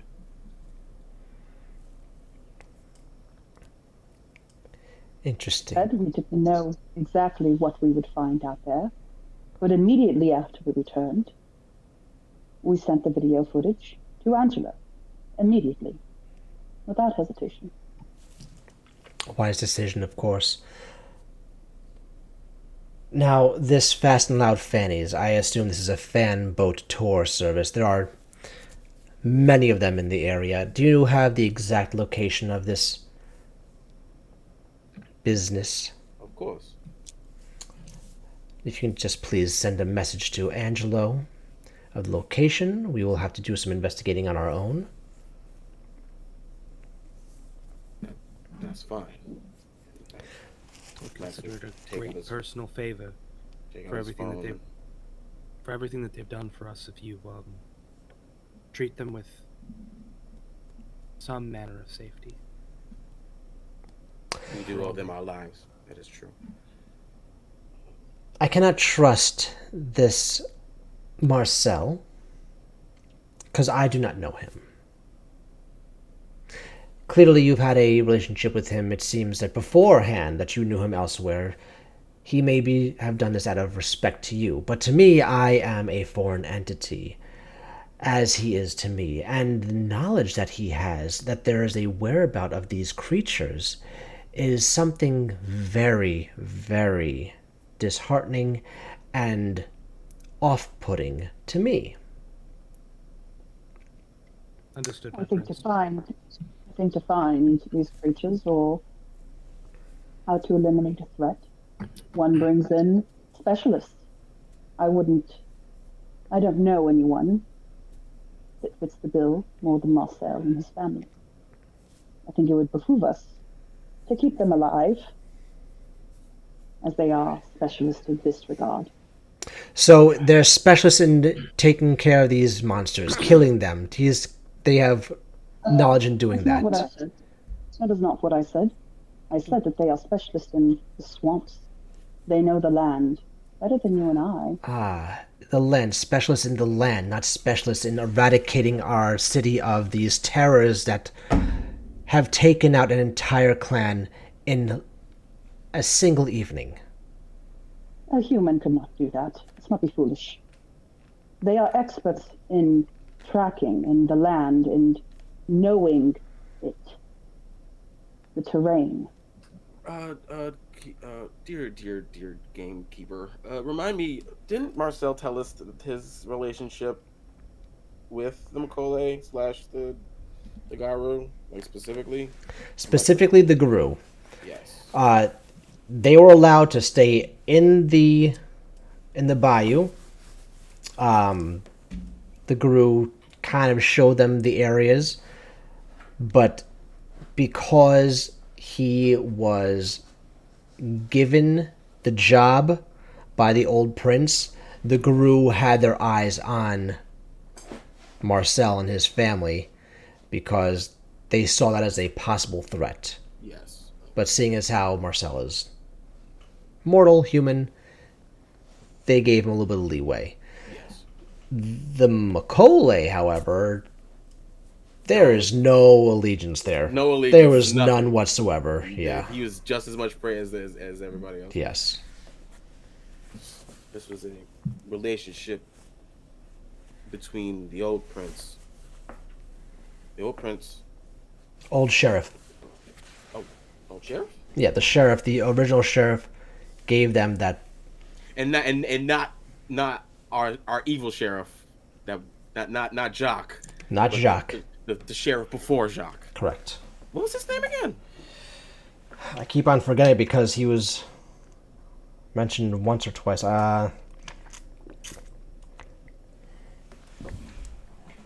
Bartleby Jones. I honestly can't remember it. Max would just say there was a understanding between Hector. Yeah, nailed it. There was a relationship between himself, Hector, and the rest of the row. So this is not a new relationship, or one that was meant to be kept hidden or secret. I can assure you. Max has already sent the address over. You hear the trunk shut behind you guys. I'm simply only saying, Prince, that old adage of flies and honey. It has no allegiance to what we saw out there. Speaking of allegiance, that brings me to question number 2. Why did that monster in the video not tear you 3 to pieces? That one I don't know how to answer. Followed the boat? I imagined it tried. No, if it tried, we'd be dead. Let's just reason with a monster's rationality. I don't know. The fact that it was rational is terrifying.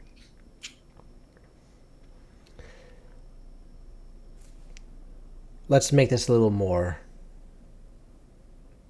I can't make it clear. It's a little more confusing. The Nosferatu. Gone, thanks to these monsters. 3 kindred, alone, march right into its den. And it does nothing but growl at you. Nothing but snarl and stare you down. And you are able to walk out of there freely, with not a hair out of place. You can understand how this truly makes me concerned about, well, where you 3 truly lie in your loyalties and how you survived such a very unfortunate engagement. Had it been myself, had it been Angelo, had it been anyone in this kindred community, I strongly believe that would have been the end of us. So please, enlighten me a bit, step by step, what happened that evening in that location.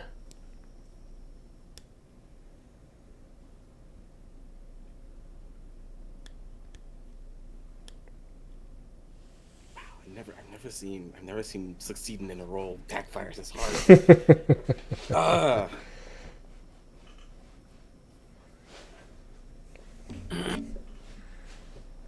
I'm not one to believe in luck.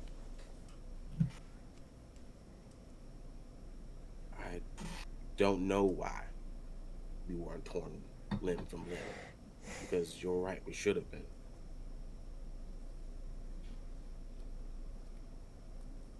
We traveled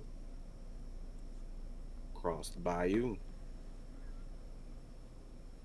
to the location seen in the video. We were warned several times by Marcel about the creature. We reach the destination. We take video as we travel. It sees us, growls, lets us go. It isn't the fact that it let us go. We are quite young in comparison to many in the Camarilla. quite young, easily picked off by something stronger, far stronger than any of us. That doesn't concern me. What concerns me is we were in a mother's nest, and it didn't harm us. Not that we had any power over it. Even if we did have some sort of negotiation with it, some sort of agreement, some sort of alliance, what have you, it wouldn't have mattered. Stepping into a mother's nest with a young there, she should have killed us, but it didn't happen. And I honestly cannot rationalize it.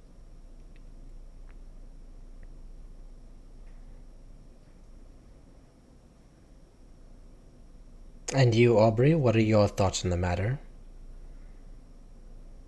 We're the luckiest bunch of fools in your court.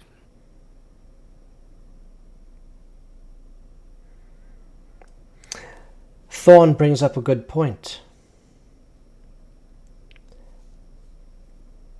There were eggs in that video, were there not? 3 of them, if I remember correctly. Correct. I have seen how alligators and crocodiles all react when anything gets too close to their clutch. They come charging. They will attack anything, no matter the size of it. For you all to not be taken out by this thing, I am dumbfounded. I have no answer to it. It seems that you have no answer as well. And I will have to put faith into that.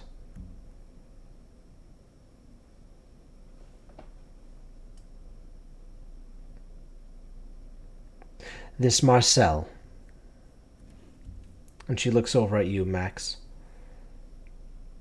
I understand that the gangrel can tell if the beast is within someone. Did you ever try to find if it was within him? I mean, I would have seen it, right? When I did the whole scanning of the water too. I would have seen if he was one. Unless you specifically said that you were going to look back at him. If you were just scanning the water in front and to the sides of you, you wouldn't have seen it behind him. Because he's on that seat behind you guys. Right.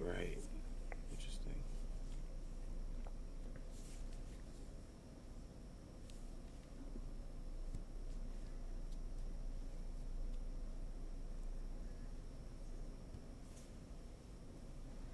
I think Max, when that question is asked of him,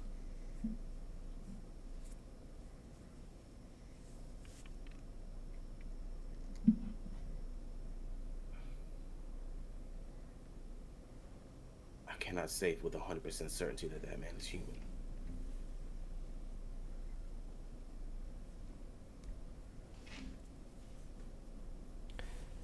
Felicity then says, Angelo, what's the address of that fan boat location? And he just rattles it off, the address you sent him in the text message. She goes, please just send that to a few of my other hounds and have them go out right away. Of course, your prince. Yeah, no problem. You see him busy on his phone, still over by the limo, sending out a few messages. I will know that when we came back, Marcel, at the time, was understandably freaked out about our visit there. And he spoke of leaving town. Where? I do not know. So, when you get there, he most likely will not be there.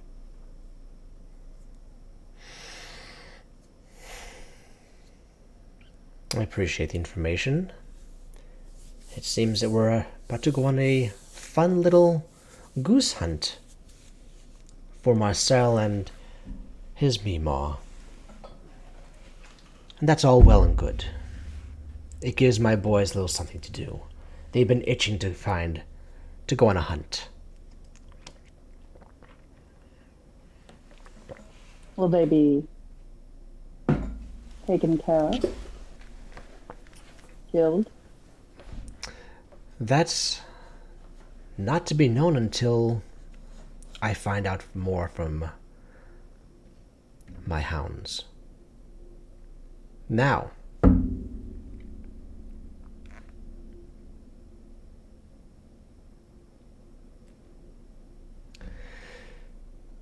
about this unfortunate business with the Nosferatu. Thorn, I understand that you were an associate of Cameron's. Any of the Nosferatu were? From what I've been told, he very seldomly picked and chose who he would work with, and if you were upon the good graces of being selected, you were in a way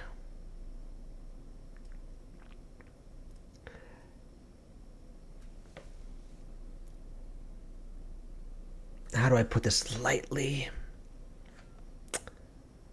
At his every beck and call as needed.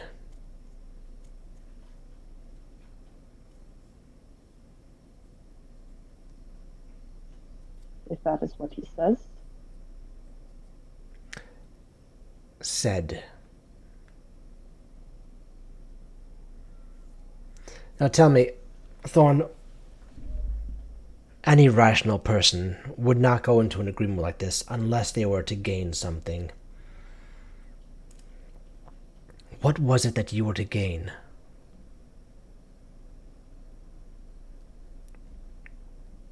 I think that is my own priority. Every vampire is allotted their own privacy. I wish to have privacy. Of course, and you have your privacy in your little house outside of our city.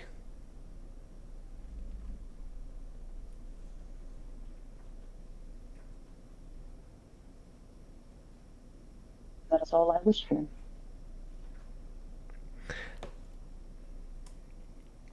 Now tell me then. Shh, you cat. Sorry. The animals are going crazy tonight! They're going nuts. Now tell me this.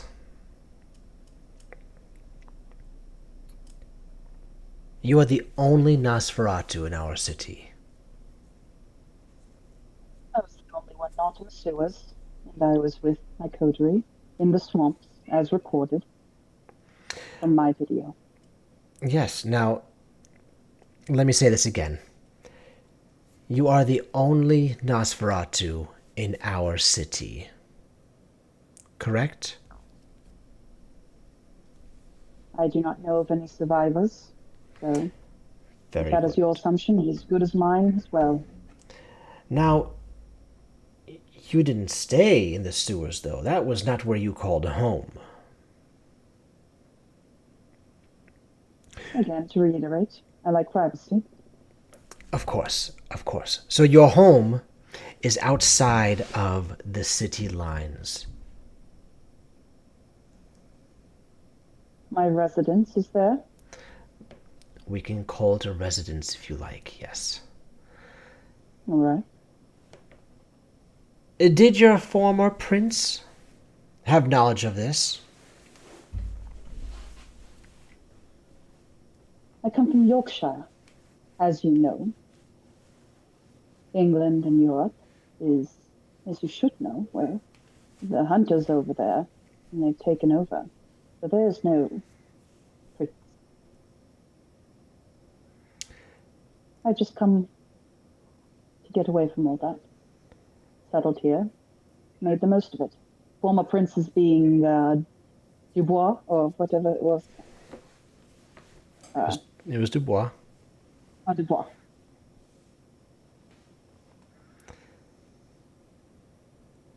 So being from Yorkshire, that's quite interesting.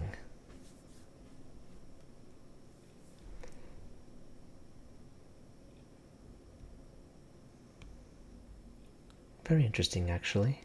Just going to... She leans over to one of the hounds and just whispers something. They nod.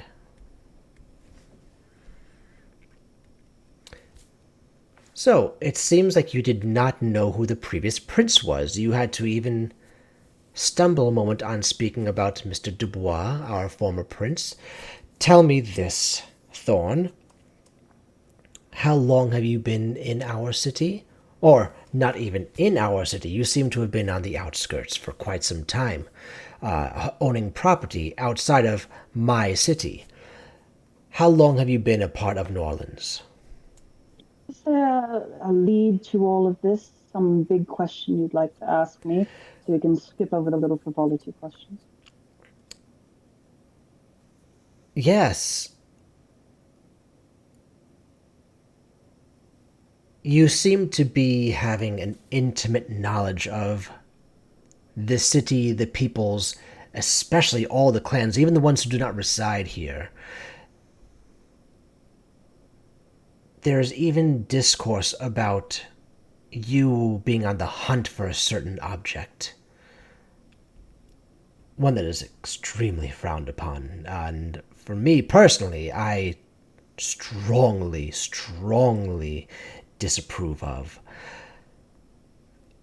I'm trying to understand how a Nosferatu... Of course, you were not there of the night. You were with your coterie. How a Nosferatu, who does not reside in our city, has a wealth of knowledge on all the other clans, and looking for the Book of Nod, has come Yes. so far without anyone truly having any light shone upon you. You're right. Nosferatu having information is just wild. And as you said, Cameron, I was at his beck and call. Cameron, the primogen of the Nosferatu. So it doesn't stand to reason that I would know certain things. The Nosferatu are quite loyal to each other. We keep our secrets. That's what differentiates ourselves from the other clans. Our loyalty. You're asking me, I believe, to give up secrets or reasoning for that?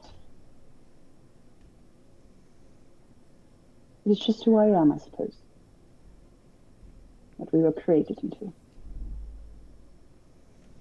You are very heavily glossing over a strong point in my questioning.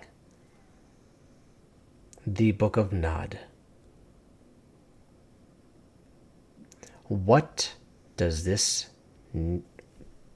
book hold that you are so desperate to find out? Well, there's the rub. I have no idea. And the more people say I shouldn't read it, the more I'm interested in reading it, or knowing what's in it, what it is, who wrote it, where its origins come from, where our origins come from, where it's... You ask somebody, you ask a mortal, why do you read the Bible? Why do you read it? Why do you seek out religion? Why do you seek out anything? Answers. Questions of why I'm here. Purpose. I don't know. It's just curiosity that I've always had. And when someone says that I cannot read something or do something, well, it piques my curiosity even more. Very good. So you're trying to find out who you are, where we came from.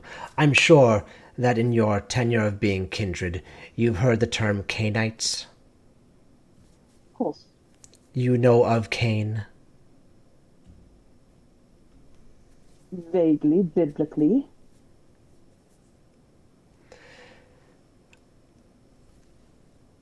In a very, very quick summary, Cain is the first kindred. After having been shunned by God and being taken in by Lilith, Cain became the first kindred. We are all children of Cain. That's where you came from. And if Cain That's ever it. does return, we are all truly and utterly fucked. So this book has knowledge of his location or how to stop him, or is it just his story? This book contains subjects that are very prominent in other sects that are opposed to the Camarilla, and our viewpoints on the masquerade, on the viewpoints of how we are to survive coexisting with the humans. This book goes against everything, pretty much, of what we believe here in my city. And is it doesn't break a tradition to want to seek out this knowledge? It does not break tradition, though it does raise a few eyebrows for people that you do not want to be keeping their eyes on you. Not just myself, of course.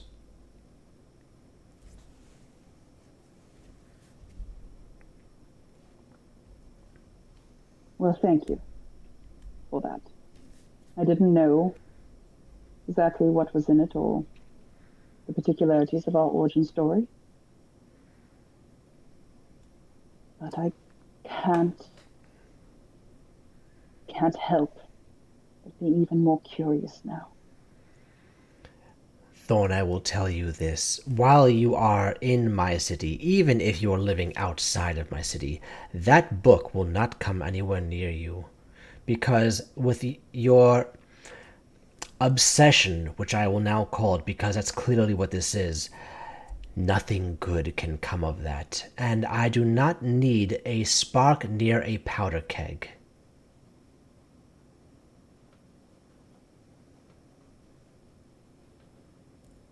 All right.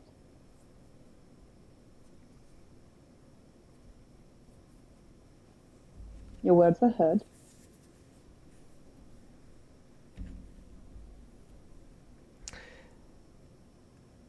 Heard and taken to heart are two completely different things.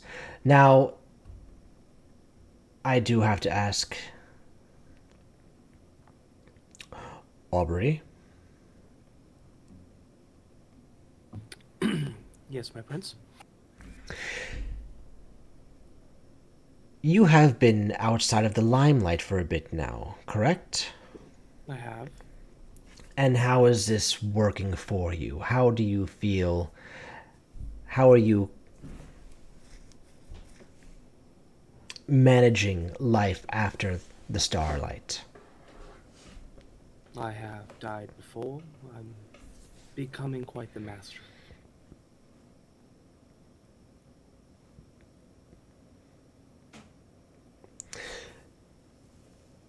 A little birdie told me that you have connections with a certain man of the cloth.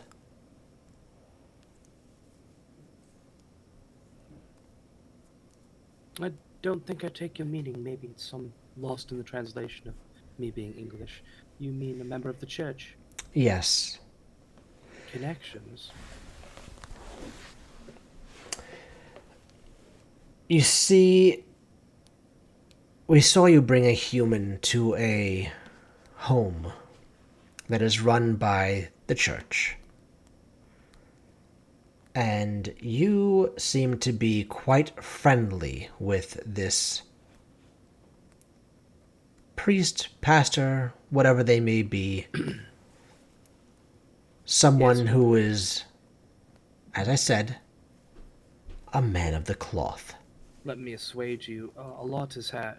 When you're famous, you have to do a lot of things that luckily I don't necessarily need to do anymore, but old habits die hard, and such as they are, it's something I'm looking to give up. You know, it's a fleeting fancy. Putting on a public spectacle, if it were. It's always good to maintain those connections, but much like my music, if it's something that I'm learning the people that we are, the life that we've chosen to lead, it's not something that we're necessarily allowed to do. It's something I could keep myself far away from. 2 questions from that then. Number 1, what do you plan on doing if this priest discovers, through your own actions or otherwise, that you are a Cainite, a vampire, that there are others who live in this city that feed upon members of his congregation? Simply wouldn't be possible. With the powers of domination, he wouldn't learn a thing. And if I had to, I would kill him. That's good to hear. Question number 2. Do you recall what brought me to the city? I don't recall most nights. Feel free to refresh me. The burning down of churches in this city by your former prince. That has brought attention to our city, which I have been mitigating and trying to keep eyes off has been a constant battle. Now, what worries me, Aubrey, is that you freely, with knowledge of these burning churches, and hopefully you have knowledge of the Inquisition, and also knowledge of the power that the faith has over us, you freely engage in dealings with the priest. I understand domination is a very, very strong and useful tool. However, you don't know who else they're talking to. And even if you dominate him after he's spoken to someone. Fair. I have treated it far too easily, like human minds are open books and meant to be exploited and read. I don't know who he's talking to.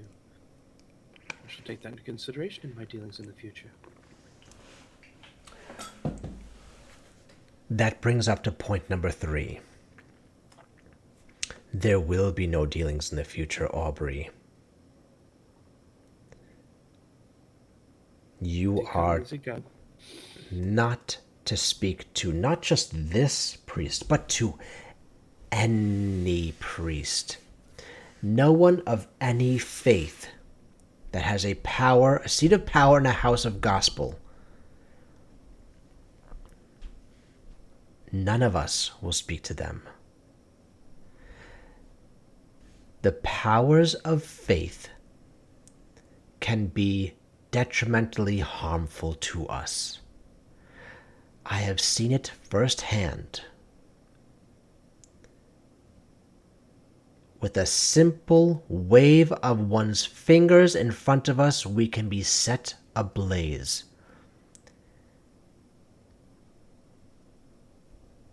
Just because they are friendly to everyone does not make them a good person.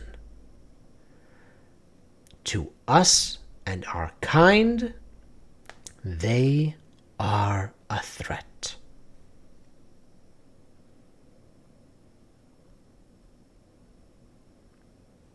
friends close and all. I will keep my distance. Very good. It's a long trip out here to ask me to stay away from the cloth. Is there not more to it than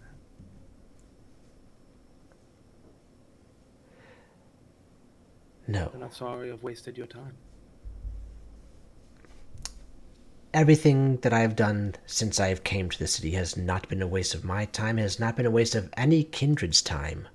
As you can see, as Thorn had mentioned, the city is prospering now.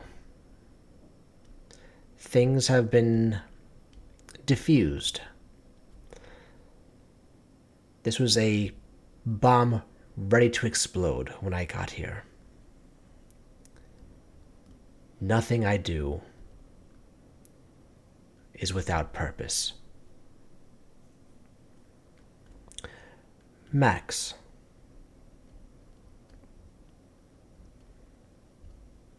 You have the very interesting... How do we say this?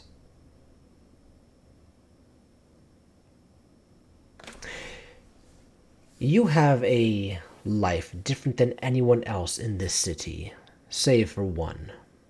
In the fact that your sire is now the sheriff.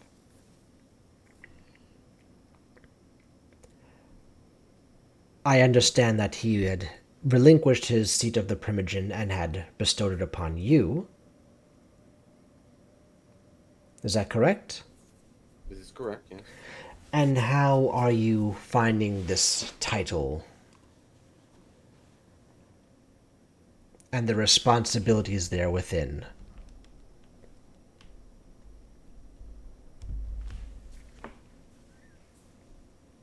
Challenging, but nothing I can't handle. As does come with the weight of leadership. Adapting and acclimating to new information, new people, new surroundings. I'm taking it a day at a time. And how is your clan reciprocating this?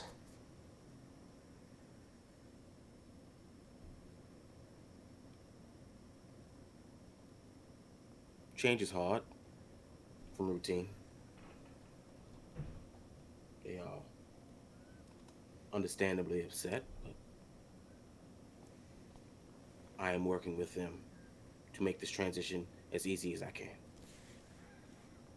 So you intend on being Primogen, and that will be your first and foremost priority, correct?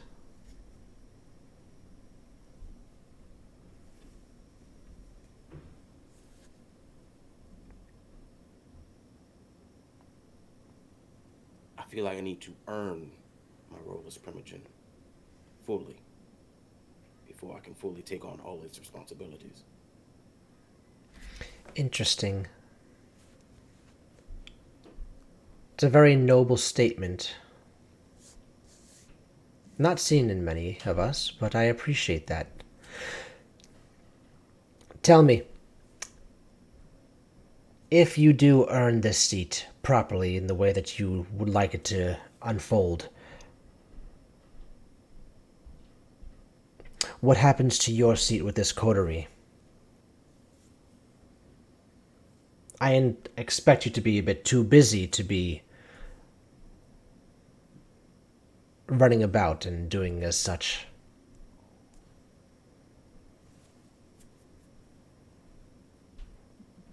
I am not a novice when it comes to multitasking.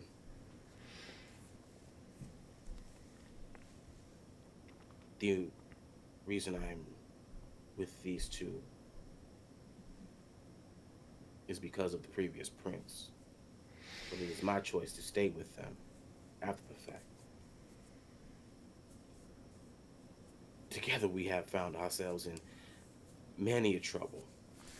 Yes, I have heard. Speaking of which, aside from this monster in the bayou, the monster who has decimated the Nosferatu clan, you've had quite an interesting run-in with someone by the name of the Harvester. I was wondering if we were going to talk about them as well. I have heard quite an interesting story from our sheriff over there that he had manifested an Ichor beast. That is correct. Tell me, what did you do that instilled this harvester to send out such a monstrosity onto our city? The man is insane and wants chaos.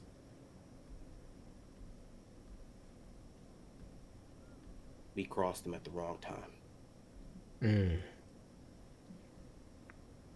And in turn, he decided to punish us in the city. A few of my clan members as well lost their lives fighting this thing. I understand that there were 3 lives lost that night. I am truly sorry for the loss of our kindred. I'm not blaming you 3, you see, that this harvester released this monster out upon us. I'm curious as to what actions were taken for him to do something so drastic. He tried to make us allies in his crusade or whatever the hell this is. So he gave you a motive. He tried to give us his worldview. Which is? Practice. How do I word this? How does Christian word this? That's because I don't really know. Christian doesn't really know, right? Like it's experimentation, learning the ins and outs. Like what? Like help me out here, guys. What would we say the harvester is like? He was fixated while he was puppeting the prince, or the Jacques, on attaining power like that of a god. His retaliation against us was us reporting to Angelo. He didn't like that. He desired power. He wanted to be, I suppose, a god or something like that.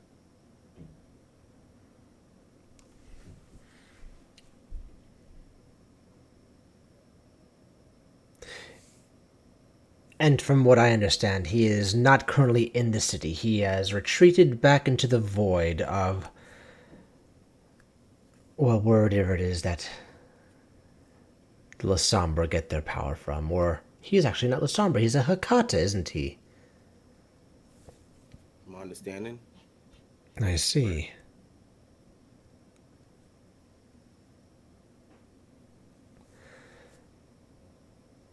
It's quite interesting indeed, because it seems we have 2, that we're aware of at least, 2 threats in my city. The Mokole and the Harvester. One of which is actually taking large measures and eradicating all of us. The other one I'm not so concerned about, to be completely frank and honest with you. The Harvester is just one, and he seems to be trying to recruit, which is not going very well. You're not concerned with the harvester. He puppeteered the last prince, manipulated him. You're not concerned at all? No, because we have knowledge of that. Knowledge that can prevent us from letting it happen again. What does bother me about him is that we don't know how to reach him right now. That is the only concern that I have. As soon as he shows himself, we have him cornered and covered. But he has safety in his darkness, wherever that may be. That is all that concerns me about him at this point. I am vastly concerned, however, about the situation in the sewers. It is my priority to rebuild a Nosferatu haven here in my city.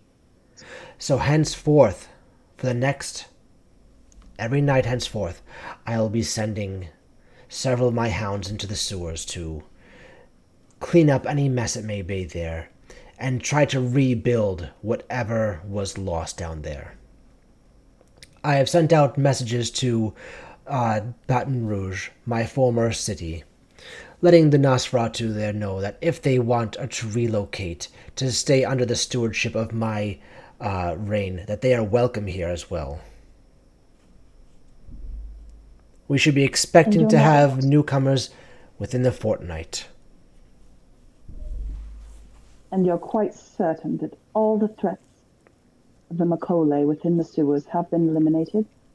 3 of them took out an entire plan. Are we sure that everything is completely eradicated down there? As I said, don't know. That's why I'm sending my hounds down there for the next several nights. They're going to be exploring every inch of the sewers to make sure that there is no trace of Macaulay life, eggs, a small little clutch being brewed together.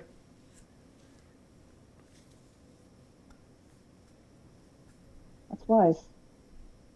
Just do remember that the waterways are connected to the sewers. And we saw much more than just the Macaulay out there. We saw shark creatures. I don't even know what they're called. That would be a Rokea. They are Yeah. terrifying. So let me touch on that for a moment, Thorn. I have been in meetings with our mayor, our very good mayor, and I have alerted him of such horrors that are coming to our shores.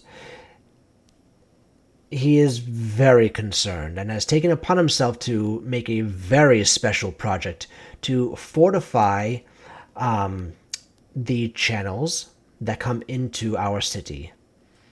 There will be new construction made on all sewer exits and entries to and from the city. There is going to be a somewhat of a cleaning up of the bayou area. We're continuing to have our Jazz Fest and all the other festivities that bring people and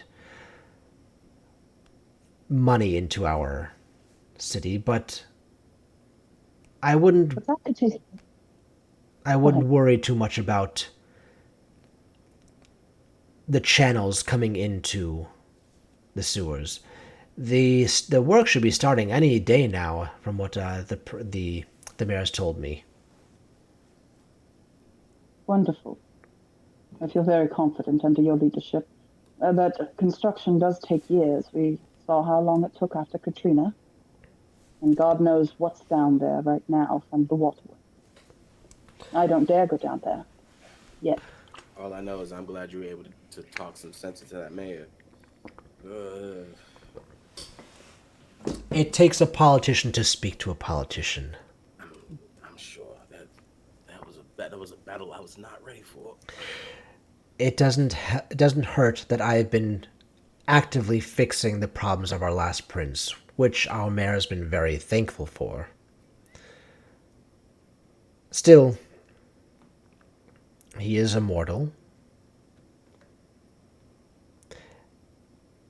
And I truly don't believe that he trusts us 100%.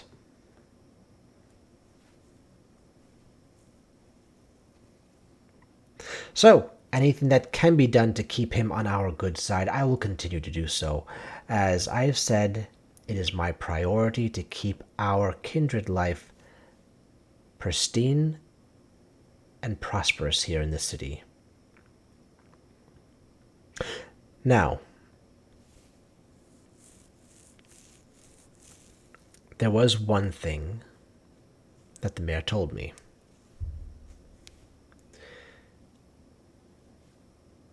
He had sent some of his men into the sewers the night after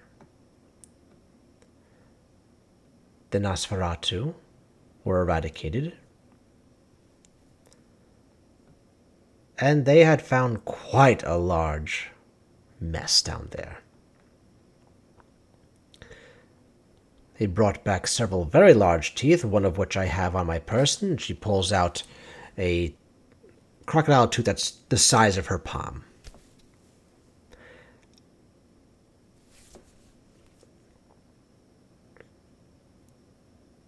I didn't get to meet his men, but he handed it to me himself, and he seemed unfazed by this. I'm not sure if it's because he's aware that there are kindred in his city has made him believe that there must be other things out there. So this is just another day in the week for him. However, I think that if anyone out there knew what truly lies within the swamps, they would be... Sorry, there was a net. They would be truly terrified. If possible, I'm going to have more eyes on the Capitol, the mayor's building, and anywhere that his people go.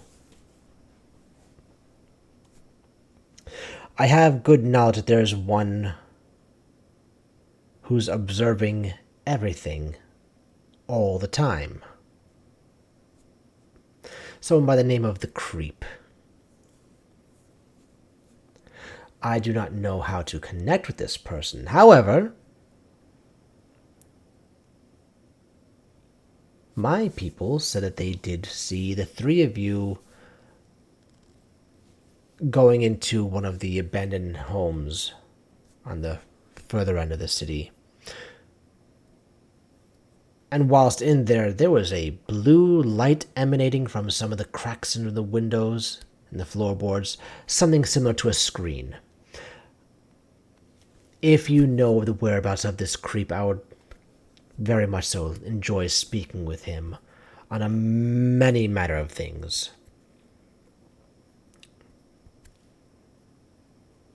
I wouldn't even know what to Couldn't tell you where to even begin.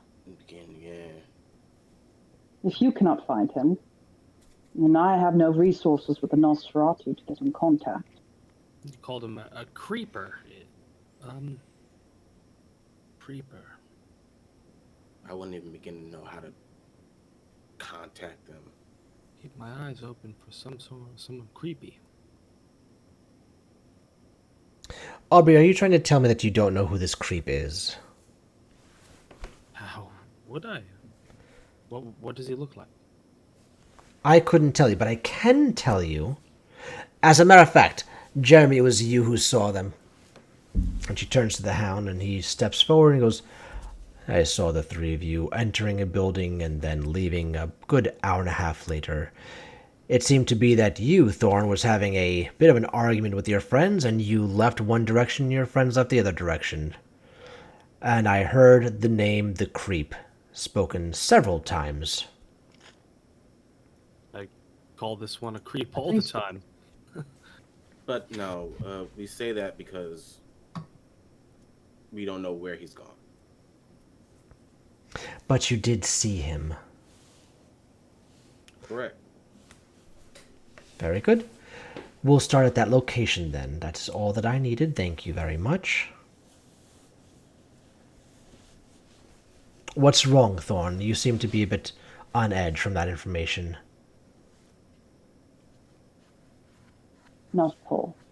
I just would like very much to get away from this water. This could have all been done in your office.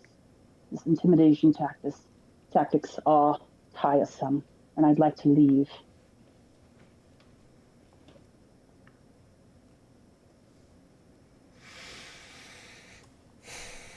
Angelo.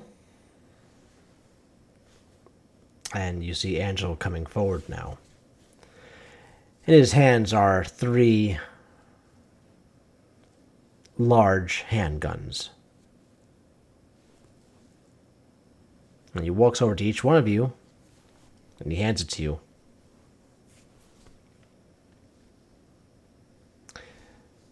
Felicity then says, if you try anything as stupid as going out to the bayou like that again, make sure you are properly armed. If you plan on going into the sewers, where none of us have any clue what's truly down there right now, make sure you're properly armed. Aubrey, I understand you have a pair of beautiful pistols. However, this one should be much so added to your collection. You've all been handed a Desert Eagle, by the way. Good God! What? What are the bullets made of? Whatever bullets are made out of. Bullet material? I get why they ask. Yeah.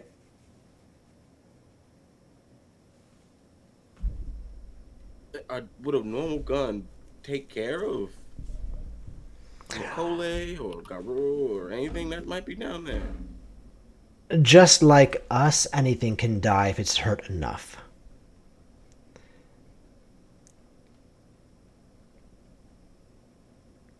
Fair enough, I suppose.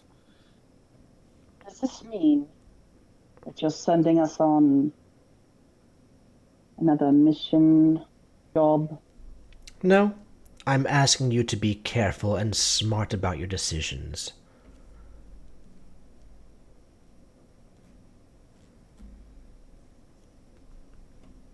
So, life back to usual. Just,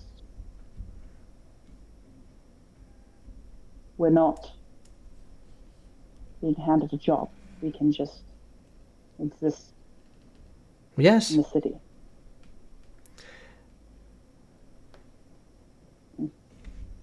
Fair enough. Hey, I'm good with that.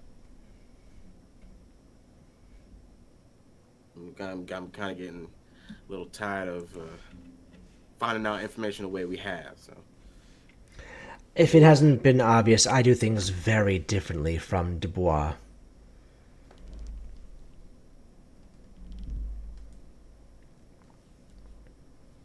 Max just doesn't know what the fuck to do this. He just puts it behind his back. Is there anything else you would like to know? Do you have any questions for me? I do have another meeting in 20 minutes. Is that 20 minutes like you driving in a bunch of different directions and then getting to destination? Yes. I never make a straight shot wherever I'm going. Oh, glad that just doesn't our city doing that to you. But that kind of does give me. Outside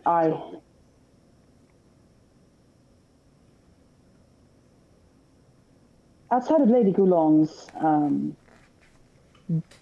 haven, I saw something very peculiar. There were 2 guards outside. It could have been the trick of the light, but it seemed to me as though they were different from the guards we saw before, moments before, as if they had changed their appearance somehow. How so? What was different about them? Their skin seemed to move. Again, it might be a trick of the light, but Wasn't one tall and then one was small and then the reverse? I do remember there was a physical change. There was a physical change in them as we were driving away. A physical change. Something similar to what the Zamichis do? I suppose. I can't claim to be an expert, but all I did was... All I'm telling you is what I saw. Interesting. I appreciate that. I will be asking Lady Goulon herself about such things. Do you have the names of these 2? We do not. They were just her guards. They're just guards, yeah. When about was this? I mean, we would know the date. This was when we were. Yeah. A couple of weeks ago? This is like we were summoned. Yep. Yeah, this, Yep. Okay, very good. So I'll make sure to ask Lady Gourlan who was on outside guard duty that night, and I will find out what I can. I appreciate the information. Is there anything else? Not that I can think of. Well then, the rest of the evening is yours. I do thank you for your time and your honesty. And you all hear the two guns uncock, and you see the two hounds just relax a little bit with their hands as they escort Felicity back to the limo. Angelo is still standing at the end of the pier.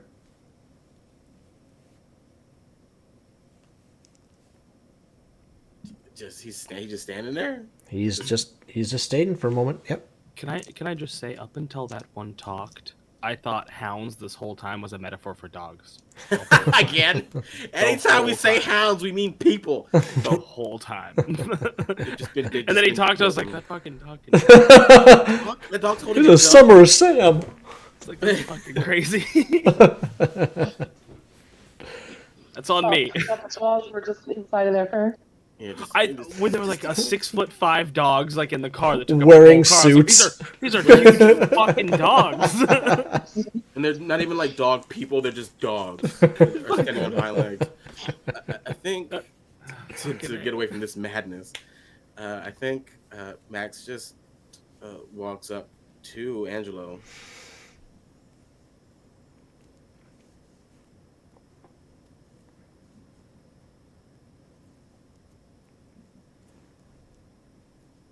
We do have a lot to talk about when you do have free time. We most certainly do.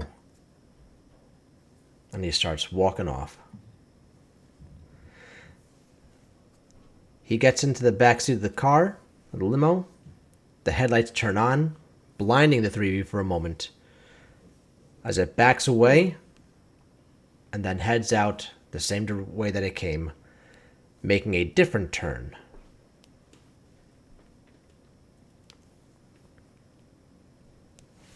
Isn't that lovely? Angelo would have watched you be executed. Well, at least this time he would have told him about it. Leading his own child. Yeah. Leading his own child to open water. And with This would that, be the one in the healthy relationship. we're going to end tonight's episode of Darkness Over New Orleans. Thank you very much, everyone, for joining us this evening. Quite an interesting episode. I appreciate you all for being here with us. Thank you to our players, as always. Let's go ahead and give us our goodbyes. Thaddeus, you go first.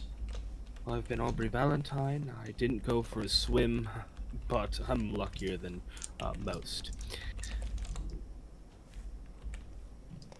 Hey, everybody. Christian, aka Fluffy Goomba, on every social you can think of, smoke signals included.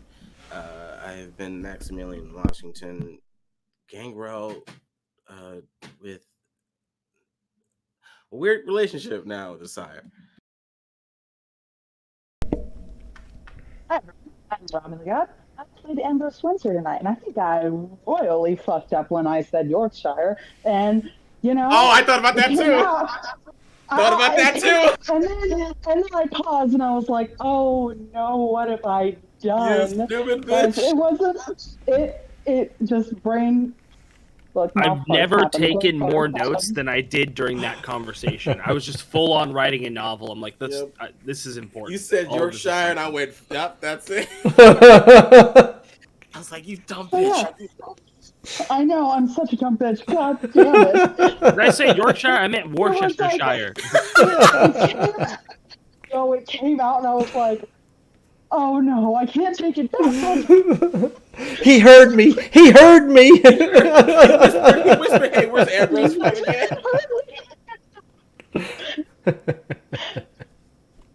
Who are you, guy? Who are you? I'm your storyteller, Dylan. You can find me across the interwebs. Roll for Dylan. I have a children's picture book that is now out for sale on all websites that you can buy your books at. Title is called The Little Space Pirate. I put my link up in the chat so you can go there, www.fantasybooks.com. That's all I got, really. So, We have not all been 6'5" dogs. So thank you, everybody. I hope you have a fantastic evening, and we will see you guys next week. Bye-bye.